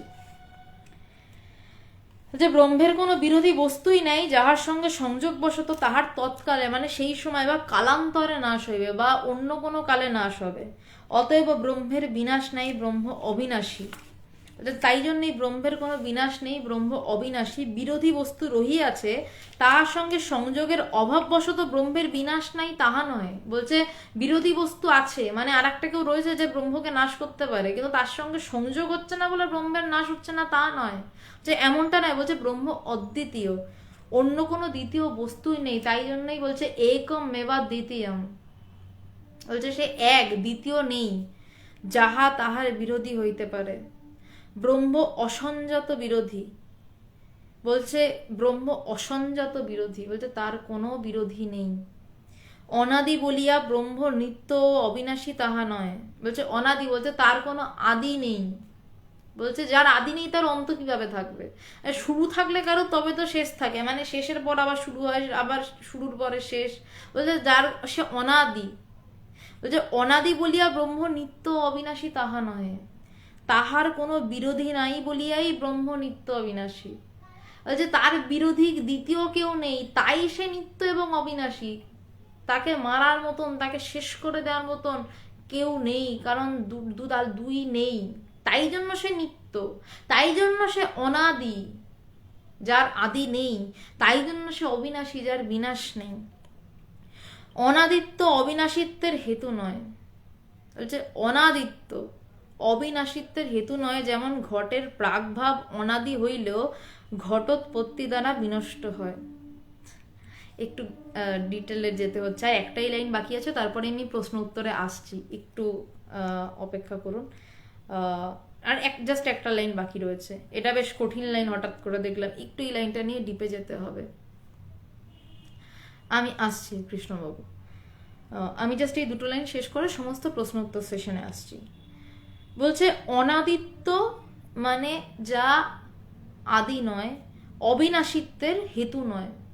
যে এই যে অবিনাশিত্ব, বলছে যে এই যে অনাদি নয় তা অবিনাশিত্বের কোনো কারণ নয়। তার কারণটা কি হচ্ছে, যে তার বিরোধী কেউ নেই। বারবার আজকে বিরোধী শক্তির উপর জোর দেওয়া হচ্ছে, এক একদিন এক একটা বিষয় নিয়ে বলছেন বশিষ্ঠ মুনি রামচন্দ্রকে।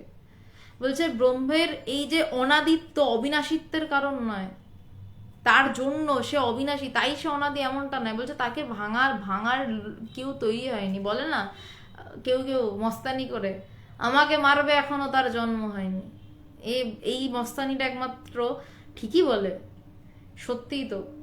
খুব সুন্দর একটা গল্প মনে পড়ে গেল, গল্পটা একটু বলি। হ্যাঁ, যতদূর সম্ভব আলেকজান্ডার দি গ্রেট, তিনি ভারতবর্ষ যখন আক্রমণ করেন এসছেন, এক সাধু, জীবনমুক্ত সাধু, যিনি ব্রহ্মজ্ঞান লাভ করে জীবন মুক্তির স্বাদে শুয়ে রয়েছেন গাছতলায়। তো সে সাধু যথারীতি, মানে ফুল ফুটলে ভ্রমর তো গন্ধে গন্ধে ছুটে আসবে। তো আলেকজান্ডার দি গ্রেট, তিনি তো যতদূর সম্ভব, ভুল বলতে পারি আমি, সক্রেটিসের শিষ্য ছিলেন যতদূর সম্ভব, কিছু তো বোঝেন। তো তিনি শুনেছেন যে আর ভারত দেবভূমি, তো শুনেছেন এরকম সাধু রয়েছেন, তো তিনি এসছেন। বলছে আপনি চলুন আমার সাথে, আপনাকে আমি এরকম ভাবে, আপনি এটা গাছতলায় পড়ে আছেন, আপনি চলুন আমার সাথে, আমি আপনাকে অনেক কিছু করে দেবো, এই করে দেবো সেই করে দেবো। তো সাধুটা তখন বলছে যে তুমি আমার জন্য একটা কাজ করতে পারো। আলেকজান্ডার দি গ্রেটকে বলছে, যার ভয় কিনা সবাই কাঁপছে। বলছে তুমি আমার জন্য একটা কাজ করতে পারো। বলছে হ্যাঁ পারি, বলুন। বলছে তুমি আমাকে বিরক্ত করো না, তুমি এখান থেকে চলে যাও, তুমি এই কাজটুকু করতে পারো। এবার রাজা গেছে ক্ষেপে, সম্রাট তার উপর। বলছে যে আমি আপনাকে এত কিছু দেবো বললাম, আপনি জানেন যে আমি আপনাকে মেরে ফেলতে পারি, আমি আপনাকে শুলে চড়াতে পারি, এই ধরনের কি একটা বলেছিল। মেরে ফেলতে পারি এই শব্দটা ছিল। তখন সেই জীবনমুক্ত সন্ন্যাসীটি হো হো করে হেসে, মানে এমন হাসলেন, মানে তাদের তখন যখন এই জ্ঞানের হাসি উঠে আসে, সেই হাসি অন্যরকম হয়। সেই জ্ঞানের হাসি, জ্ঞানীর হাসি যারা দেখেছেন, জ্ঞানী সবসময় তো ওই অবস্থায় বসে থাকে না, কিন্তু যখন ওই অবস্থায় থেকে হাসেন, সেই হাসি ডেঞ্জারাস। তখনকার হাসি যে দেখেছেন সে জানে যে সেই হাসি কেমন হয়, বা যে হেসেছে সে জানে। তো বলছে যে সে তখন ওই হাসিটা হেসেছে, হেসে বলছে যে মূর্খ রাজা, তুমি জানো না যে আকাশ আমাকে, কোনো বায়ু আমাকে ওড়াতে পারে না, কোনো শস্ত্র আমাকে আঘাত করতে পারে না, আগুন আমাকে পোড়াতে পারে না, তুমি এটুকু জানো না? তখন আলেকজান্ডার বুঝেছে যে কার পাল্লায় পড়েছে, তখন ক্ষমা চেয়ে তিনি চলে এলেন। তো সেই জন্যই বলছে যে এই তার কোনো বিরোধী শক্তি নেই, তাকে কেউ নষ্ট করতে পারবে না, তার শরীরটাই নষ্ট করতে পারে, কিন্তু সেই আত্মাকে কেউ নষ্ট করতে পারবে না।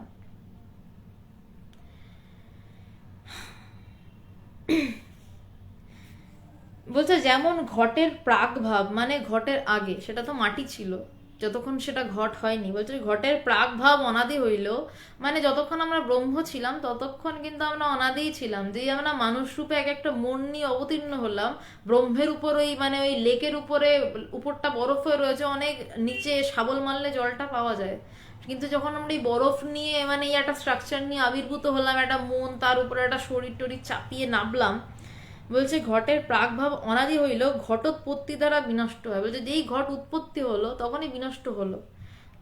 আমরা স্বরূপত সেই ব্রহ্মই, কিন্তু যেই আমরা এই শরীরটা চাপিয়ে তার মধ্যে মনটা চাপিয়ে ওই লেকের জলের উপর বরফ টরফ নিয়ে হাজির হলাম, তখন কিন্তু শাবলও হাজির যে ওইটাকে মারতে পারে।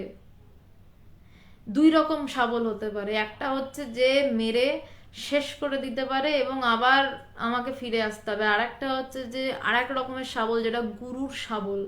বলছে ওইটা মারতে মারতে মারতে বরফটাকে চুরমার করে একটা সময় লেকের স্বচ্ছ জল বের করেই ছাড়বে সে, এবং তারপর তার তৃপ্তি।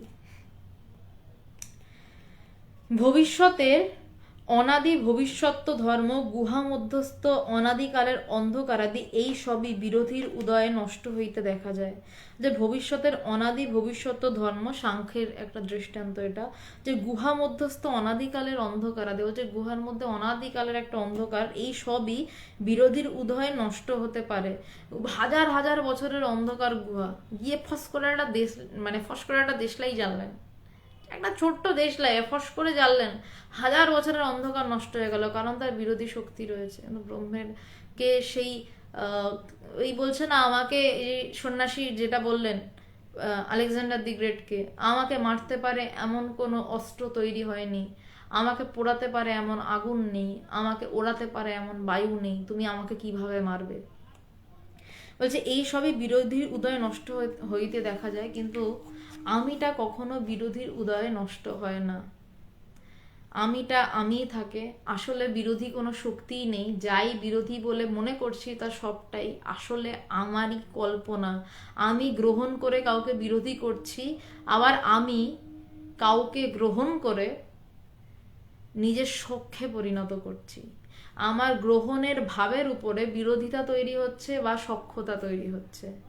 এবার সবটাই, এই বিরোধিতাটা সখ্যতায় পরিণত হতে 2 সেকেন্ড সময় লাগে না, সখ্যতাটা বিরোধিতায় পরিণত হতে 2 সেকেন্ড সময় লাগে না।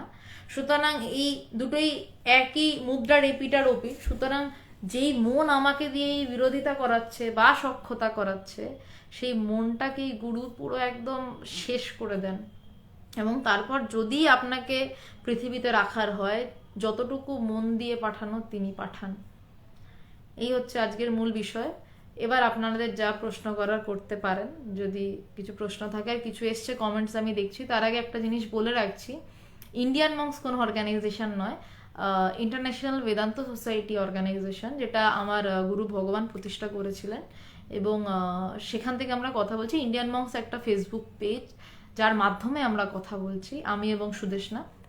তো আমরা ঠিক করেছি যে ভারতবর্ষের নানান জায়গায়, পশ্চিমবঙ্গের নানান জায়গায় অনলাইনের সাথে সাথে আমরা যদি গিয়ে মানুষজনদের সাথে সামনাসামনি বসে আলোচনা করতে পারি, কথা বলতে পারি, তো সেই জন্য আমাদের তো মানে যদি আমাদের কেউ বসার জায়গা দেন, আলোচনা করার জন্য জায়গা দেন, বা সেক্ষেত্রে আমরা সেখানে গিয়ে আলোচনা করতে পারি, কারণ আমাদের তো সব জায়গায় এরকম চেনা নেই, কারণ বিশাল বড় এই পশ্চিমবঙ্গটুকুই, আর বিশাল বড় দেশ এই ভারতবর্ষটাও, তো সেই রকমভাবে তো আমাদের চেনা জায়গা নেই। যদি আপনাদের কারোর মনে হয়, আপনারা কমেন্ট করে বা ইন্ডিয়ান মঙ্কসের যেখানে নম্বর রয়েছে বা যেখানে মেসেঞ্জার রয়েছে সেখানে গিয়ে জানাতে পারেন। যদি আপনারা আমাদের বসার জায়গাটুকুর ব্যবস্থা করতে পারেন, নানান প্রান্তে আমরা চাইছি ছড়িয়ে পড়তে, এবং সামনাসামনি মানুষের সাথে আধ্যাত্মিক কথা বলে যে আরামটা পাওয়া যায় দুই পক্ষেরই, যে মানে এটা তো একটা আলোচনা, কারণ আমি তো গুরু নই যে শুধু বলে যাব আপনারা শুনে যাবেন, অবশ্যই প্রশ্ন উত্তর থাকবে, কথা থাকবে, পারস্পরিক একটা শ্রদ্ধা সৌহার্দ্যের ব্যাপার, সেখানে সামনাসামনি বসে আলোচনার একটা মানে আলাদা রকমের মাধুর্য রয়েছে। সেটা যদি সম্ভব হয় তো কোথাও যদি আপনাদের জায়গা থাকে তো জানাবেন, বসার জায়গা থাকলে সেটা আপনারা নম্বরে জানাবেন, যেই নম্বর দেওয়া রয়েছে। বিপ্লব মণ্ডল, আপনি কোন জায়গায় থাকেন আমি ঠিক জানি না, আপনাকে আমি নম্বর দিয়ে দিচ্ছি, ওই নম্বরে আপনি যোগাযোগ করবেন বা হোয়াটসঅ্যাপ করবেন। আপনাদের যা যা প্রশ্ন এবার করতে পারেন, আমার মূল বক্তব্য শেষ। এবার যা যা প্রশ্ন আপনারা করুন, আর যা যা এসছে আমি প্রশ্ন দেখছি। আমি মাইন্ড আওয়ার বিজনেস, ওকে, খুব সুন্দর নামটা, যদিও ফেক প্রোফাইল। আমিও দেখবো তুমিও দেখবে, এটা ও বলেছিল বোধহয়। অভিজিৎ মল্লিক, জুম মিটিং করা কি সম্ভব নয়? হ্যাঁ, সম্ভবই, অসম্ভবের কিছু নয়। আপনি কোথা থেকে বলছেন? অভিজিৎ মল্লিক, আপনাকে জিজ্ঞাসা করছি। এবং আপনি এটা নিয়ে বিস্তারিত আলোচনা করতে এই নম্বরটায় যোগাযোগ করতে পারেন। এবং ফোনে হয়তো না যদি পান, বাই দি চান্স বলে দিচ্ছে, এই নম্বরগুলোতে এই নম্বরটা যদি ফোনে না পান তাহলে হোয়াটসঅ্যাপ করবেন, আপনাকে যোগাযোগ করে নেওয়া হবে। মৌসুমী মুখার্জি, আচ্ছা আয়াম আদায়া আয়াম। মৌসুমী মুখার্জি, আমি ভীষণ বাজে সংস্কৃততে, তো আমি জানি না এটার মানে কি। যতদূর দেখে মনে হচ্ছে আয়াম মানে তো আমি, অধ্যাধ্য আয়াম এটার মানে যতটুকু আমার স্বল্প জ্ঞানে ধরা পড়ছে যে এটাও আমি, মানে এই ধরনের কিছু একটা বোধহয় বলার চেষ্টা করছেন। বাট আপনি কি বলতে চাইছেন আমাকে যদি দয়া করে বাংলায় বলেন, মানে আমার এটা ভুল, আমি জানি না সংস্কৃতটা, চেষ্টা করছি সংস্কৃত শেখার, কিন্তু এখনো শিখে উঠতে পারিনি। তো যদি এটা বাংলায় বলেন মৌসুমী মুখার্জি, আমার একটু সুবিধা হয়। তপন রয় চৌধুরী, গুরু যখন বোধ করিয়ে দেন তখন, এক মিনিট, আপনার প্রশ্নটাই সরে গেল, এক মিনিট। গুরু যখন বোধ করিয়ে দেন তখন এত আলোচনার প্রয়োজন হয় কি? তাহলে আপনার এই প্রচার কি শুধু কথার মধ্যে দিয়ে গুরু সেবা? আপনার স্ববিরোধ হচ্ছে নাকি? অন্যভাবে না নিলে কৃতজ্ঞ থাকবো না। না, একদমই অন্যভাবে নেব না, অবশ্যই প্রশ্ন উঠতেই পারে, আলোচনা চলুক না। এখানে একটা ব্যাপার রয়েছে, গুরু যখন বোধ করিয়ে যান তার আগে আরো না, মানে বোধ করানোটা তো ওই যে বললাম যে সমুদ্রটায় মানে চলার পথে কোনো একটা জায়গায় গুরু তার হাত ধরে নিয়ে গেলেন, তার আগে স্বাধ্যায় বলে একটা ব্যাপার রয়েছে, স্বাধ্যায় বা আলোচনা করার একটা ব্যাপার রয়েছে। এই আলোচনাতে লাভটা কি হয়? হ্যাঁ, এটা আমার অবশ্যই আমার গুরু সেবা তো বটেই, কারণ আমার মানে গুরু সেবা বা আমার জন্য সমাজ সেবা, যা আপনি বলতে পারেন, আমার এটা কোনো প্রচার নয়, আমার কিছু কথা যেটুকু গুরু কৃপায় বেরোয় সেটুকু বলা, কোনো কিছু বিশেষ প্রচার নয় এটা। এটুকুরই প্রচার যে আপনি গুরুর কাছে যান, যাতে যান তার জন্যই আলোচনা, কারণ প্রচুর মানুষ গুরুর কাছে যান না এবং হয়তো ভাবেন ব্রহ্মজ্ঞান হতে পারে না, তাদের কাছে শুধু এইটুকু খবর পৌঁছে দেওয়া, এটাকে ঠিক প্রচার আমি বলবো না, যে ব্রহ্মজ্ঞান লাভ করা যায় এবং সেটা আপনি গুরুর কাছে গিয়ে করুন। ওই যে বললাম না যে কলকাতা থেকে নেমেই সমুদ্রের পাড়ে দীঘাতে চলে যাওয়া যায় না, কলকাতা থেকে নেমে কোথাও একটা হোটেলে দাঁড়ায় গাড়ি, তারপর সেখান থেকে কাউকে জিজ্ঞাসা করতে হয় সমুদ্রটা কোন দিকে, আস্তে আস্তে সমুদ্রের দিকে হাঁটতে হাঁটতে লোনা হাওয়াটা মুখে লাগে, ঝাপটা মারে, তারপর চলতে চলতে কোথাও গুরুর দেখা। কিন্তু যিনি বলে দিয়েছিলেন যে এই রাস্তা দিয়ে যাও, তখন কিন্তু আর তিনি থাকেন না, প্রয়োজন থাকে না, যখন গুরুর দেখা পাওয়া যায়। আমার আলোচনাটা শুধু এই জন্যেই, আমার গুরু সেবা তো বটেই, আমার ব্যক্তিগত আমার নিজেরও সেবা, তার কারণ যত বেশি আলোচনা করব তত বেশি আমার ভালো, মানে আমার সুবিধা। কথা তো বলতেই হবে, আজে বাজে কথা বলার থেকে এই কথা বলা ভালো। আর এইটুকুই বলা, কোনো প্রচার নয়, এইটুকুই বলা যে গুরুর কাছে যান, গুরুর পা ধরে বসুন, তাহলে বোধ কি জিনিস বুঝতে পারবেন, এবং তখনই কেন আলোচনা দরকার তখন আপনি সঠিকভাবে বুঝতে পারবেন। আমিও কোনো রকম মানে খারাপভাবে কথাটা বলছি না, দয়া করে খারাপভাবে নেবেন না। তপন রয় চৌধুরী। কৃষ্ণ সিংহ রয়, ব্রহ্ম এক, আমরা তার প্রকাশ কি? ব্রহ্ম এক, আমরা তার প্রকাশ তো আপনি স্বয়ং নিজেই। আপনি নিজে যখন গভীর ঘুমে থাকেন তখন তো আপনি জানেনই না আপনি কৃষ্ণা সিংহ রায়। আপনার ডিপিটি দেখে একটি নারী মনে হচ্ছে, আপনাকে ভদ্রমহিলা মনে হচ্ছে। আপনি কি সেই সময় জানেন গভীর ঘুমে? আমি বুদ্ধি দিয়ে আপাতত বিচার করতে বলছি যে সেটা সেই সময় কি জানেন আপনি কৃষ্ণা সিংহ রায় না কৃষ্ণ সিংহ রায়? আপনি নিজের ছেলেমেয়ের নিজের আইডেন্টিটি ভুলতে বসেন, আপনার পাশে কে শুয়ে আছে তো দূরস্থান। সেইখানে এটা বুদ্ধি দিয়ে আপাতত বলছি। এবং ব্রহ্ম এক, আমরা তার প্রকাশ হচ্ছে সেটা নিজের ভিতরে নিজে যখন অনুভব হয়। ওই যে বললাম না, বাচ্চারা যখন খেলে নানান দিক থেকে টুকি টুকি শব্দ আসে, কিন্তু যখন চোরটা ধরা পড়ে তখনই আসল আনন্দ। তেমনই তিনি নানানভাবে আমাদের জানান দিচ্ছেন যে আমি আছি, আমি ভিতরেই আছি। ছোট্ট ছোট্ট ফ্ল্যাশ আসে আমাদের কাছে, কিন্তু আমরা ধরতে পারি না। কিন্তু কখন ধরা পড়ে? যখন ধরা পড়ে তখন সেই আনন্দটা, ওই প্রকাশটা তখন মানে শুধু হাসাহাসি ছাড়া আর কোনো উপায় নেই। তখন চোর ধরেছি এইটুকুই, এর বেশি কিছু ওই আনন্দটা বলে বোঝানো যাবে না। তো যখন ধরা পড়ে তখন এই অন্য যে আরো ধরেছে সে শুধু আপনার দিকে তাকাবে আর আপনিও তার দিকে তাকাবেন আর হাসবেন, এইটুকুই। এছাড়া আর প্রকাশ করার অন্য উপায় নেই, কারণ ঠাকুরও প্রকাশ করতে পারেননি। তাই তিনি বলছেন ব্রহ্ম উচ্ছিষ্ট, মানে যা মুখ দিয়ে বলে দেওয়া যায় তাই তো উচ্ছিষ্ট হয়ে যায়। বলছে তাকে বলা যায় না, বলছে তাই তিনি অবাং মানস গোচরম, যে তিনি বাক্য মনের অতীত, তাকে শুধু বোধ করা যায়। তিনি যদি বোধ করতে মানে তিনি দেন তবে বোধ করা যায়। আমি বোধ করতে পারি না, আমার কর্তৃত্ব চলে না। যদি মানে ঈশ্বরের কৃপায় আপনার জীবনে আসুক সেই দিন, যাতে আপনি এই প্রকাশটা টের পান। আশা করি একটু টের পাওয়া মানে একটু বোঝানো গেল। Krishna Singh Roy. Mind our business. আধ্যাত্মিকতা করে কি মনটাকে পবিত্র করা হয়? হ্যাঁ, আধ্যাত্মিকতা করে তো মনটাকে পবিত্র করা হয়, কারণ চট করে গিয়ে তো কেউ ব্রহ্ম দেখতে পারে না। ঠিক যেমন কেউ প্রচুর হাতে ধুলো বালি ড্রেনের ময়লা ফয়লা ঘেটে এসছে, মানে পুরো একদম ড্রেনের ময়লা ঘেটে এসছে, সে এসে প্রথমে কি করে? প্রথমেই হাতে সাবান লাগায় না, প্রথমে ঘষে ঘষে ঘষে ঘষে শুকিয়ে যাওয়া ওই ময়লাটাকে জল দিয়ে তোলে। প্রথমে জল দিয়ে ওই ময়লাটাকে তোলা হয়। এই আধ্যাত্মিকতা, এই আলোচনা এই করে করে প্রথমে হচ্ছে ওই আপাতত ওই হাতটাকে অ্যাটলিস্ট ওই ময়লাটাকে তোলা হয়। এরপর যদি যাই যে এরপর সাবান দিই আমরা, ওই সাবানটা হচ্ছে গুরু, সাবান দিই। এবার সাবান দিয়ে ঘষে ঘষে ঘষে ঘষে আরো ডিপলি ময়লাটাকে তোলা হয়। এবং তারপর জ্ঞান লাভটা কি না, তারপর ওই সাবানটাও ধুয়ে ফেলা হয়। কিন্তু তার জন্য কিন্তু আমরা সাবানের কৃতজ্ঞতাটা ভুলি না। আমরা কিন্তু মনে রাখি যে ওই সাবানটা ছিল, বাপরে বাপ সাবানটা ছিল তাই বেঁচে ছিলাম। তাই জন্য আমরা গুরুকে কখনোই ভুলি না।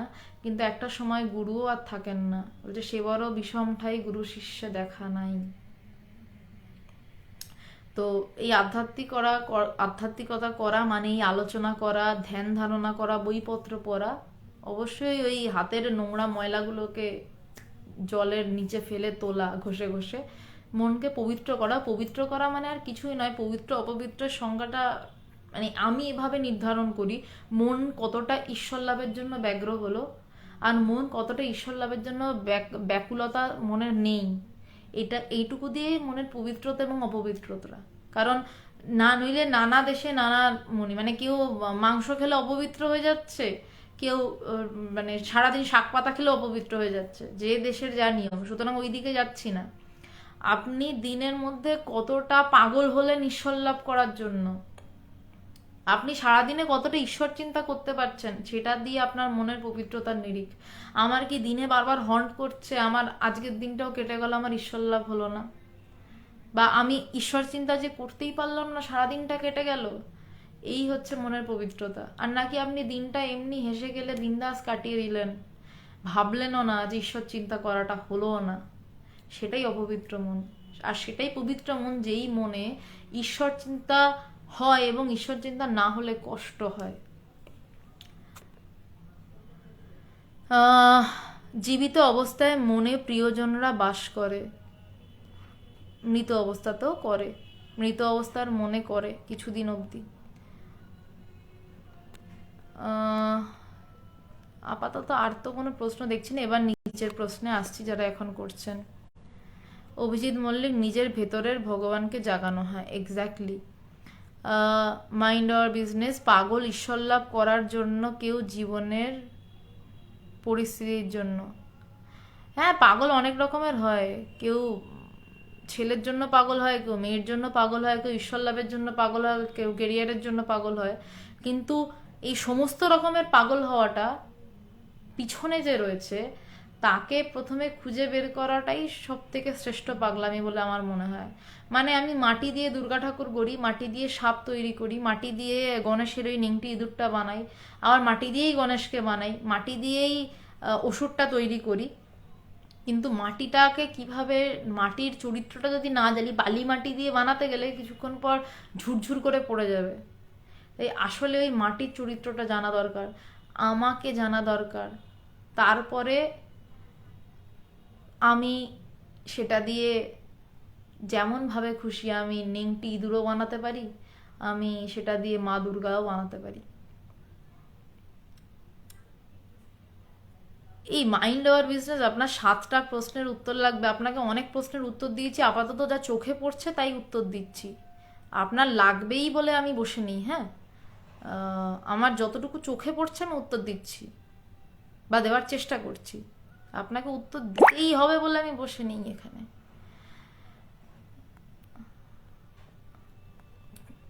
কারণ আপনার সাথে আমার কোনো চুক্তি হয়নি, ঠিক আছে? আপনার যা প্রশ্ন চোখে পড়ছে, আমি যতটা সময় ধারণা করতে পারছি বোধহয় এবার আস্তে আস্তে আপনি কে, তো আমার কোনো দায় ঠেকেনি আপনার প্রশ্নের উত্তর দিয়ে যাওয়ার। কিন্তু আপনি যেহেতু আধ্যাত্মিক প্রশ্ন করছেন, আমি উত্তর দিচ্ছি। আধ্যাত্মিক প্রশ্ন করুন, উত্তর পাবেন, কিন্তু যতটুকু চোখে পড়ছে ততটুকুই পাবেন, লাগবেই বলে কোনো কথা নেই।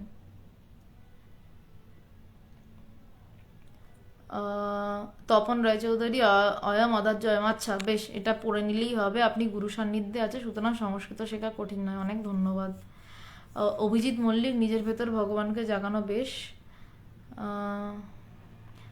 অপূর্ব রয়, আমি একজন ছাত্র বাংলাদেশ থেকে, অন্যকে হত্যা করলে কি আমার পাপ হবে না তাহলে? আপনি যে হত্যা করার চিন্তাটা করছেন, পাপ পুণ্য বাদ দিন, এই যে হত্যার চিন্তাটা করছেন অন্য কাউকে, সেই চিন্তাটা কি আপনাকে ভালো থাকতে দিচ্ছে, আপনাকে আনন্দ দিচ্ছে? যদি আপনাকে আনন্দ দিত অপূর্ব রয়, তাহলে আপনি এখানে এসে প্রশ্নটাই করতেন না। যেই কাজ করলে আপনি আনন্দ পাবেন না, যেই কাজ করলে আপনি খুশিতে থাকবেন না, যেই চিন্তাই আপনাকে পাপের চিন্তা নিয়ে আসছে, পাপ মানে আপনার একটা তারপর অনেক অসুবিধার, পাপ মানে তার পিছনে লাইন দিয়ে আপনার মনে অনেক অসুবিধা ভিড় করে নিশ্চয়ই আছে। তাহলে সেই চিন্তা করা কেন? তার থেকে বরঞ্চ কাউকে ভালোবাসার চিন্তা করুন না, যে একে আমি হত্যার চিন্তা করছি, তার থেকে একে একটু ভালোবেসে দেখি তো কেমন লাগে,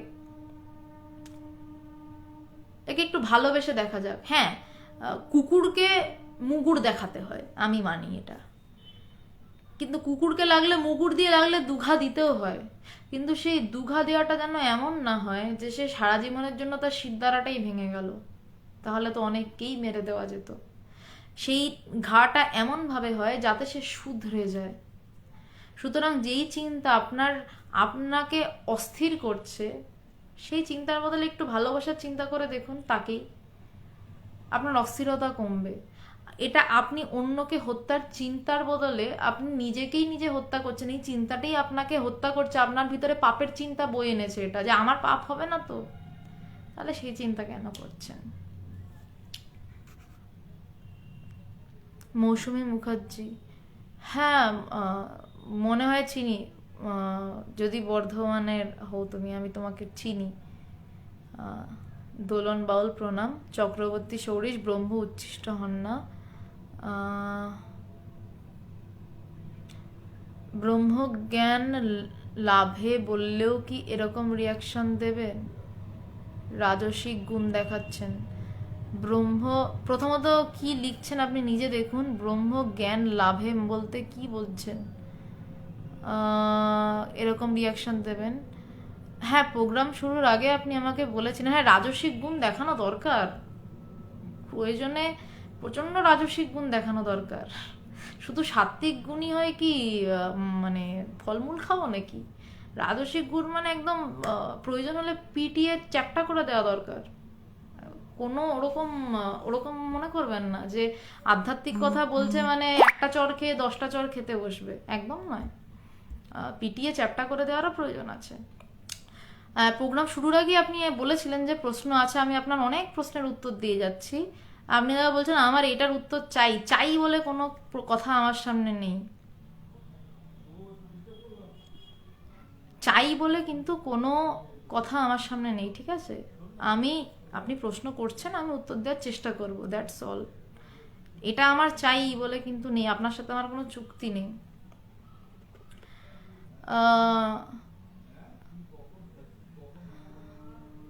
যে 7টা প্রশ্নের উত্তর চাই মানে আপনি কোনো রকম ভাবে আমার উপরে মানে এটা চাই এটা বলতে পারেন না। প্রশ্ন করেছি উত্তরটা দেবেন, এইভাবে কথা বলতে পারেন, কথা বলা শিখুন, তারপর এইসব আলোচনায় আসবেন। আর বেশি উল্টাপাল্টা কথা বলবেন না, ব্লক করে দেবো। ইমরান হাওয়ালদার, নমস্কার, ভালো আছি।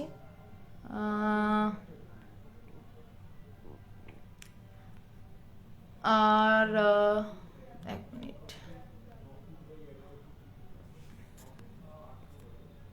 বিক্রমবাবু প্রণাম।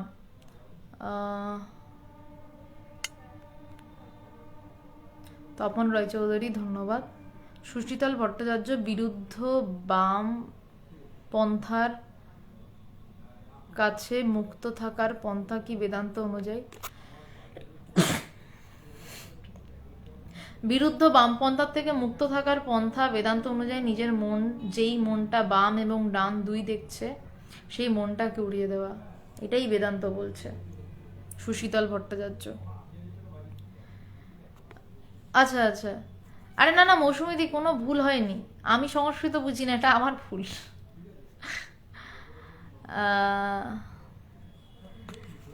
হ্যাঁ, মাইন্ড আওয়ার বিজনেস, ঈশ্বর সবাইকে গুরু দিয়ে দেবে সময় মতো।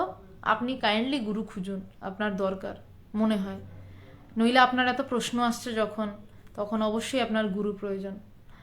অভিজিৎ মল্লিক, আমি অনেকদিন ধরে ফলো করি, ব্যাঙ্গালোর থেকে জুম হলে অনেক কাছে চলে আসা যাবে হয়তো।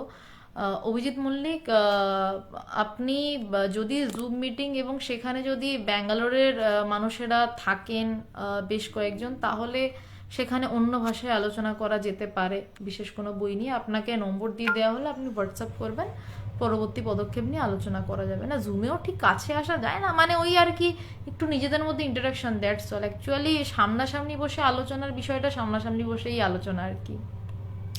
তপন দাস, ভালো লাগলো, ধন্যবাদ। রুমিদি, তোমার প্রশ্ন ইম্পর্টেন্ট। কর্মের বন্ধন কিভাবে কাটে? কর্মের বন্ধন কেটে গেলে কি কাজ করার ইচ্ছা চলে যায়? কর্মের বন্ধন দুই রকম ভাবে কাটে। একটা হচ্ছে কর্মের বন্ধন কর্ম করে করে কাটানো কথা যে বলে, সে হয়তো মানে হতে পারে, আমি জানি না, কিন্তু কর্ম করতে করতে সেটা আর একটা কর্মই জন্ম দেবে, একটা সৎকর্ম আর একটা সৎকর্মেরই জন্ম দেবে। কর্মের বন্ধন কাটার একমাত্র রাস্তা জ্ঞান লাভ করা, বা জ্ঞান লাভের জন্য চেষ্টা করা। তুমি একটা সৎকর্ম করলে রুমিদি, 100টা মানুষকে খাওয়ালে, সেই সৎকর্মটা তোমাকে মনে তৃপ্তি দিল, ওরা তোমাকে 4টি ভালো কথা বলে গেল, এবং তারপর তুমি পরের বার ভাবলেন না এবার 1000 জনকে খাওয়াবো, তারপরে এবার ভাবলে 2000 জনকে খাওয়াবো, এতে কোনো ভুল নেই। কিন্তু জ্ঞান লাভ করার পর যদি তুমি এটার এই কাজটা করতে, তাহলে সেখানে কোনো বন্ধন থাকতো না, তোমার ভালো লাগা থাকতো না, জাস্ট হ্যাঁ ঠিক আছে খাওয়াচ্ছি, তিনি খাওয়াচ্ছেন, খাওয়াচ্ছি, তিনি দিয়েছেন, আমার মাধ্যমে চলছে চলছে। কর্মের বন্ধন কাটার একমাত্র উপায় জ্ঞান লাভের জন্য পাগলের মতন চেষ্টা করা। জ্ঞান লাভের পরে এইগুলো যদি হয় তাহলে ঠিক আছে, কোনো অসুবিধা নেই, জ্ঞান লাভের পরে এইগুলো ঘটতেই পারে। যেমন international Vedanta society female wing কলকাতার তরফ থেকে প্রচণ্ডভাবে চেষ্টা করা হচ্ছে যে কলকাতায় যাতে একটা আশ্রম তৈরি করা যায়, যেখানে সন্ন্যাসিনীরা থাকবেন এবং সময় সময় যারা গৃহস্থরা তারা চাইলে কিছুদিনের জন্য এসে থাকতে পারবেন, এবং সেখানে নানান রকম সমাজ কল্যাণমূলক কাজ যেটা ব্যালেন্সভাবে করা হবে, এবং মূল যেটা থাকবে নিত্যপ্রতি বেদান্তের আলোচনাটা সেখানে থাকবে। সেখানে ছেলেদের প্রবেশাধিকার অবশ্যই থাকবে, সেটা প্রার্থনার সময়, যেটা সব মঠেই হয়ে থাকে। যেমন জেনারেল মঠে বা যেখানে সন্ন্যাসীরা থাকেন সেখানেও যেমন মেয়েরা একটা নির্দিষ্ট সময় অনুসারে থাকেন, তেমনি মেয়েদের মঠেও ছেলেরা একটা নির্দিষ্ট সময় অনুযায়ী থাকবেন। তো কিন্তু মেয়েরা যাতে সেখানে শান্তিভাবে রাত্রি যাপন করতে পারে, এবং সন্ন্যাসিনীরা অবশ্যই থাকবেন সেখানে। চেষ্টা করা হচ্ছে একটি আশ্রম প্রতিষ্ঠা করার, তৈরি করার ভগবানের নির্দেশে। তো সেখানে যদি আপনারা, মানে এটা আমি সবার উদ্দেশ্যে বলছি, রুমিদি জাস্ট কথা এই কর্মের কথা বলতে বলতে কথাটা এলো, মানে আমি এটা সবার উদ্দেশ্যেই বলছি। তো সেখানে যদি কেউ দান করতে চান, কারণ যে কিছু কাজ করতে গেলেই পরিমিত টাকার দরকার। আমি বেশি টাকা বলছি না, আমাদের জীবন ধারণের জন্য, মানে আমাদের জীবন ধারণ করতে ততটাই টাকার দরকার যতটুকু জীবন ধারণ করতে লাগে, তার থেকে একটু বেশি সেভিংস, যে বিপদে পড়লে বা অসুস্থ হলে যাতে কাজে লাগে। কিন্তু সমানে টাকা রোজগার করে গেলাম, ভোগ করার সময় পেলাম না, এমনটা কিন্তু আমাদের কারোরই ঠিক কাম্য নয় কখনো, যে আমরা ভোগ করার সময় পেলাম না। তাই জন্য আশ্রম তৈরিতেও টাকা লাগবে। আমি তাই টাকা হাত জোর করে ভিক্ষা চাইছি, কারণ এটা ভিক্ষাই বলবো, কারণ আশ্রম ভিক্ষার টাকাতে তৈরি হয়। তো যদি আপনারা কেউ দান করতে চান, আপনারা অবশ্যই দান করতে পারেন, কিন্তু সেটা যতটুকু আশ্রম তৈরির জন্য ততটুকুই, অবশ্যই তার যেন বেশি না হয় সেটা, কারণ এক্ষেত্রে প্রজেক্ট হেড আমি। এই আশ্রমটি তৈরির পূর্ণ দায়িত্ব আমার রয়েছে, এবং আমার সাথে, মানে দায়িত্ব হিসাবে এটা ভগবান দিয়েছেন, তাই কৃপা করে, তাই আমার মাথা পেতে নেওয়া ছাড়া আর তো কোনো গতি নেই। আর বাকিরা সবাই সাহায্য করছে। তো আপনারা এক্ষেত্রে যদি কোনো দান করতে চান কেউ, আপনারা অবশ্যই করতে পারেন। আর বাকিটা যেটা হওয়ার সেটা হবে। তা রুমিদি, তোমার উত্তর কিছুটা পেলে, যে কর্মের বন্ধন কেটে গেলে কি কাজ করার ইচ্ছা চলে যায়? হ্যাঁ, তা যায়। তখন আর কাজ করতে ইচ্ছা হয় না। যেমন স্বামীজিকে একটা কথা বলেছিলেন ঠাকুর, যে স্বামীজি গিয়ে ঠাকুরকে বলেছিল যে ইচ্ছা হয় সমাধিস্থ থাকবো, একবার দুবার উঠবো, শরীর ধারণের জন্য একটু কিছু খাবো, তারপর আবার সমাধিস্থ হয়ে যাব। ঠাকুর শুনে প্রচন্ড যাতা বলেছিলেন স্বামীজিকে, যে তুই এত ছোট, তুই এত নীচ, আমি ভাবিনি তুই এত ছোট মনের, সরি এত নীচ শব্দটা বোধহয় ব্যবহার করেননি, বলছে তুই এত ছোট মনের, আমি ভেবেছিলাম তুই একটা বড় বটবৃক্ষ হবি, আর তুই অনেক মানুষকে ছায়া দিবি, তার বদলে তুই শুধু নিজের কথা ভাবছিস। তখন সত্যি আর কাজ করার ইচ্ছা থাকে না, কারণ কার জন্য কাজ করব, কিসের জন্য কাজ করব। তখন তো এইটা অনুভব হয় যে সবাই মুক্ত, আদতে আদতে মুক্তির কিছু নেই, কিন্তু তারা বুঝছে না জাস্ট। কিন্তু তখন ওই গুরু জোর করে ঘাড় ধরে যেটুকু কাজ করায় ততটুকুই কাজ করতে হয়, এবং গুরু তখন আর কি গুরুর হাতের পুতুল, সত্যি কথা বলতে গেলে যতটুকু তিনি করান ততটুকু হয়। স্বামীজি গিয়ে সাধারণ একটা কথা বললেন শিকাগো অ্যাড্রেসে, brothers and sister, dear brothers and sisters, ফেটে পড়লো, ভেলকিবাজি হয়ে গেল, এবং গুরু তাকে দিয়ে সেটা করালেন। স্বামীজিও চেয়েছিলেন সমাধিস্থ হয়ে পড়ে থাকবেন, কারণ কাজের ইচ্ছা থাকে না, কি কাজ করবে, হাতটা ওঠানোই বড় মুশকিল, হাত পাই নাড়ানো যেখানে মুশকিল হয়ে যায় সেখানে কি কাজ করবে। আর যেখানে বোঝা যায় যে কাজ করার কোনো দরকার, মানে এটা একটু অন্যদিকের কথা হচ্ছে, আপনারা সবাই কথাটাকে ওইভাবে নেবেন না, মানে জাস্ট শুনে রাখুন। তো যেখানে এই অবস্থা হয়, যেখানে কাজের তো মানে সত্যি ইচ্ছা হয় না, কিন্তু তখন ওই মানে বলে না, মানে মানে পুলিশ লাঠির বাড়ি মারাতে মারাতে কাজ করায়, তখন হচ্ছে এইটুকুই কাজ পড়ে থাকে, যে তুমি যা জেনেছো সেটা আরো মানুষকে জানাও, যে তারাও সেই ব্রহ্ম, তারাও নিজেকে জানতে পারে। তখন এই কাজটাই পড়ে থাকে, যে তুমি যেই খবরটা পেয়ে এলে তুমি সেই খবর আরো কয়েকটা মানুষকে দাও, এবং পারলে তাদেরকে সেই অনুভূতি লাভের দিকে ঠেলে দাও, যতটা পারো তাদেরকে সেই অনুভূতি লাভের দিকে ঠেলে দাও। এইটুকুই কাজ, এবং সেই কাজটাও করতে খুব একটা ইচ্ছা করে না, কিন্তু গুরুর গলা ধাক্কা খেলে করতেই হয়, উপায় থাকে না। সেই জন্য আমি এখনো ভগবানকে দেখি, তার 82 বছর বয়স, তিনি এখনো রোজ সকালে বিকালে 2 বেলা সবাইকে দর্শন দিচ্ছেন, যার আধ্যাত্মিক ব্যাকুলতা দেখছেন তার সাথে কথা বলছেন, এবং এখনো তার কাছে গিয়ে মানুষের জ্ঞান লাভ হচ্ছে, তার সামনে বসে মানুষের ধ্যান হচ্ছে, সমাধি হয়ে যাচ্ছে, ভাবান্তর হয়ে যাচ্ছে। ভগবানকে বলি যে তুমি 82 বছর বয়সে তুমি একটু সুস্থ বোধ করলে মানুষের সামনে গিয়ে বসছো, তো মানে আমরা কখনো এটা ভাবতে পারবো না যে মানে ভগবানের যে গভীরতা তার তো কিঞ্চিত মাত্রও নেই আমাদের, মানে পায়ের নখের যোগ্য নই অবশ্যই। তো যে তোমার এই অবস্থাতেও তুমি মানুষের সামনে গিয়ে বসছো, দর্শন দিচ্ছ, কথা বলছো, সেখানে আমরা কোনো দিন হাজার শরীর খারাপেও হয়তো ভাবতে পারবো না যে আমরা দেখা করব না, আমরা আর মানুষকে এই কথা বলবো না। তখনই তোমার কথা আমাদের মনে পড়বে যে তুমি একটু শরীর ঠিকই থাকলেই উঠে গিয়ে দেখা করেছো বারবার মানুষের সাথে। রুমিদি একটু বোধহয় তুমি উত্তর পেয়েছো। আহ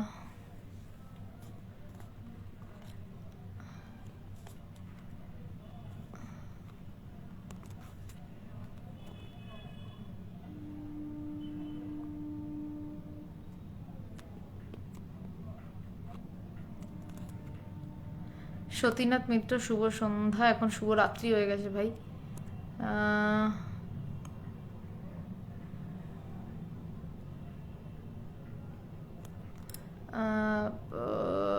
লাইভের শিডিউল আছে অপূর্ব রয়, হ্যাঁ আমার একটু মাঝে মধ্যে 10-15 মিনিট গোলমাল হয়ে যায়। সোমবার, বুধবার এবং শুক্রবার, সোমবার স্বামী শিষ্য সংবাদ নিয়ে আলোচনা করা হয়, এরপর থেকে 9:30 থেকেই হবে, মানে আমার আজকে বাড়ি আছি বলে 8:30 থেকে সম্ভব হলো, 9:30 বা 9টা, সেটা ইন্ডিয়ান মঙ্কস পেজটা আপনি একটু ফলো করে রাখবেন, ফার্স্ট করে রাখবেন, আপনার কাছে নোটিফিকেশন চলে যাবে আগে থেকে। বুধবার দিন যোগাবশিষ্ট সান্নি, আর শুক্রবার দিনকে বেদান্ত সাধনা, যেইখানে কিছু চিঠির সংকলন, ভগবানের গুরুদেব ভগবানকে যেই চিঠিগুলো লিখেছিলেন সেইগুলো নিয়ে আলোচনা হয়, এবং মঙ্গল, বৃহস্পতি এবং শনিবার সুদেষ্ণা গাঙ্গুলি আলোচনা করেন। এর মধ্যে 2 দিন তিনি ভগবানের জীবনী দ্য গ্রেটেস্ট থেকে আলোচনা করেন, এবং যেটি একটি চলমান বেদান্ত, বেদান্তের মানে একদম চলমান বেদান্তের গ্রন্থ আর কি বলা যেতে পারে, একজন মানুষ যে এখনো আমাদের সামনে রয়েছেন। এবং আর একদিন প্রশ্ন উত্তরের আলোচনা হয়, সেটা বোধহয় এবার বদলে গিয়ে সেটা ওই 9টা বা 9:30 থেকে শুরু হয়, আপনি আগে থেকে ইন্ডিয়ান মঙ্কস পেজটা ফলো করলে অপূর্বরে আপনি জানতে পারবেন। সেটার বদলে বোধহয় কোনো ইংলিশে নতুন কোনো আলোচনা শুরু হবে। অভিজিৎ মল্লিক, হ্যাঁ মানে লেখার থেকে ভালো, সেটা ঠিকই বলেছেন। মাইন্ড আওয়ার বিজনেস, আমি কতটা দান করেছি নিজের আশ্রমের জন্য, কতটা দান করেছি সেটা ওপেনলি বলতে নেই। মৌসুমী মুখার্জি, বাহ দারুণ পরিকল্পনা, হ্যাঁ পরিকল্পনা দারুণ, করতে গিয়ে অবস্থা দেখা যাক কোথায় গিয়ে ঠেকে। স্বামীজিকেও যদি রাস্তাঘাটে ঠেলে ঘুরতে হয়, তো আমরা তো তাদের মানে নখেরও যোগ্য নই।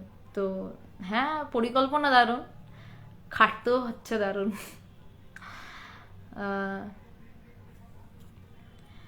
মাইন্ড আওয়ার বিজনেস, আপনাকে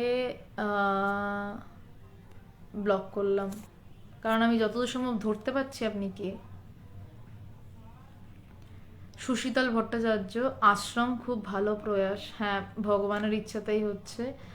সঞ্চিতা গাঙ্গুলি, কোথায় কিভাবে করব, ইন্ডিয়ান মঙ্কসে পোস্ট দেওয়া থাকবে, বা আপনারা একটা নম্বর দিচ্ছি, সেই নম্বরে আপনারা এক সেকেন্ড জাস্ট, সেই নম্বরে আপনারা গুগল পে বা ইউপিআই পেমেন্ট করতে পারেন, বা সরাসরি ব্যাঙ্ক অ্যাকাউন্টেও আপনারা পাঠাতে পারেন।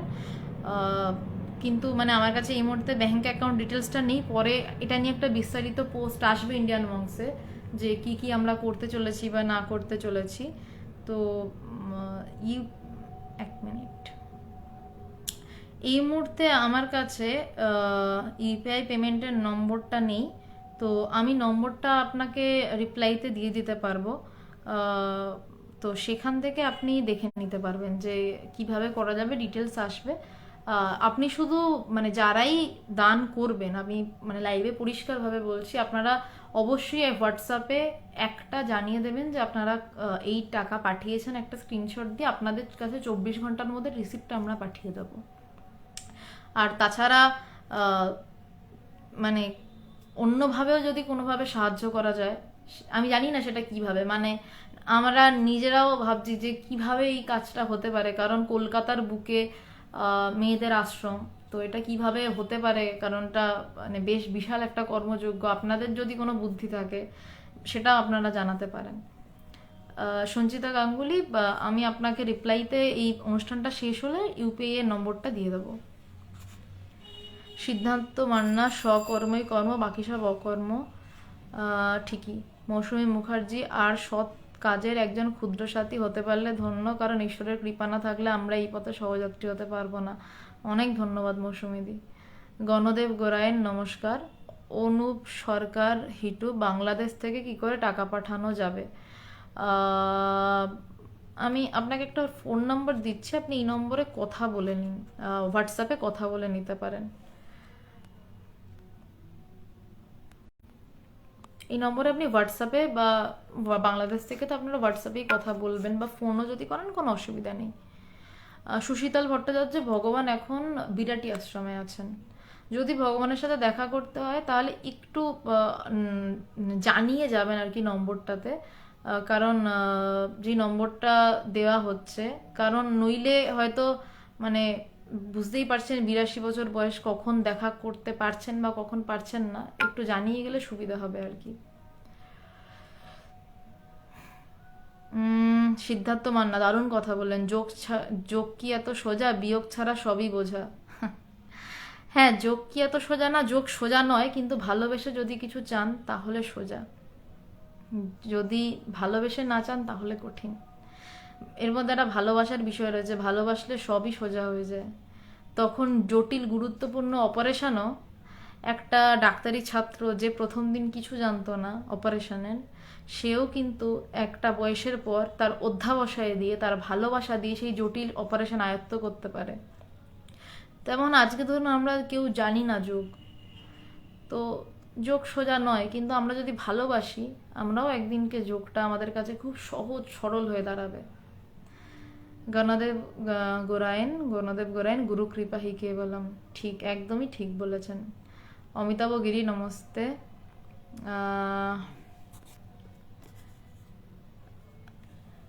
হ্যাঁ, আমি পেমেন্ট অপশান দেবো, আপনি এই নম্বরে কাইন্ডলি একটা হোয়াটসঅ্যাপ যদি করেন তাহলে খুব ভালো হয়। আমি আপনাকে ডিটেলস পাঠিয়ে দিচ্ছি, আসলে মানে আমার ডিটেলসটা এই মোবাইলেই রয়েছে, এই মোবাইলটা দিয়ে আমি আলোচনা করছি, তো এখান থেকে আমি কিছু পাঠাতে পারছি না। আর ইউপিআই পেমেন্টের যে অপশানটা ছিল সেই নম্বরটা আমার মনে পড়ছে না, মানে মুখস্থ নেই আর কি। তো আপনাকে যে নম্বরটা দিলাম আপনি এই নম্বরে একটু হোয়াটসঅ্যাপে পিং করবেন, আপনাকে ডিটেলস পাঠিয়ে দেওয়া হবে। আজকে তাহলে এই অবধি থাক। আর কারুর কোনো আশা করি প্রশ্ন নেই। মধুমিতাদি, ভালো থেকো, অনেক দিন পর। আচ্ছা, সুশীতল ভট্টাচার্য, বেদান্ততে আর সমাধান কি? কিসের সমাধান জানতে চেয়েছেন আমি ঠিক জানি না।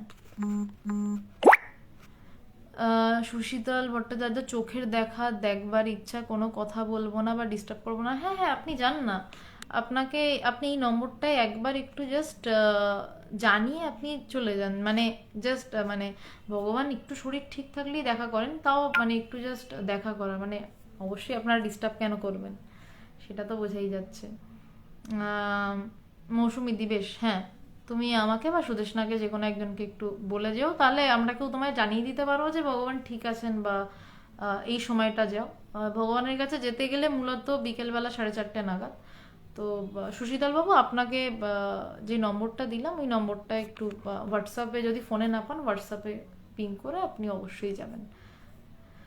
আজকে তাহলে এই অবধি থাক, অনেক দিন পর লাইভে আসা গেল, অনেকক্ষণ কথাও হলো। শুক্রবার আবার আলোচনা, আর সোমবার দিন করে শ্যামবাজারে যেই আলোচনা চলতো 5 মাথার মোড়ে, ব্রত দিদির বাড়িতে, রূপা রেস্টুরেন্টটার পাশের গলিতেই। সেই আলোচনাটাও আবার শুরু হচ্ছে এই সপ্তাহ থেকে। সন্ধে 6টা নাগাদ আলোচনা শুরু হবে। সেখানে বেদান্ত সার বইটি থেকে আলোচনা হচ্ছে। সেখানে যদি কেউ আসতে চান অবশ্যই আসতে পারেন। আর সোনারপুরে আমার বাড়িতে রবিবার বিকেল 5টা থেকে আলোচনা তো আবার শুরু হচ্ছে, মানে সবই বন্ধ হয়েছিল, আবার শুরু হচ্ছে এই অবধি। আর শুক্রবার দিন আবার অনলাইনে সবার সাথে দেখা হচ্ছে আপনাদের। নমস্কার।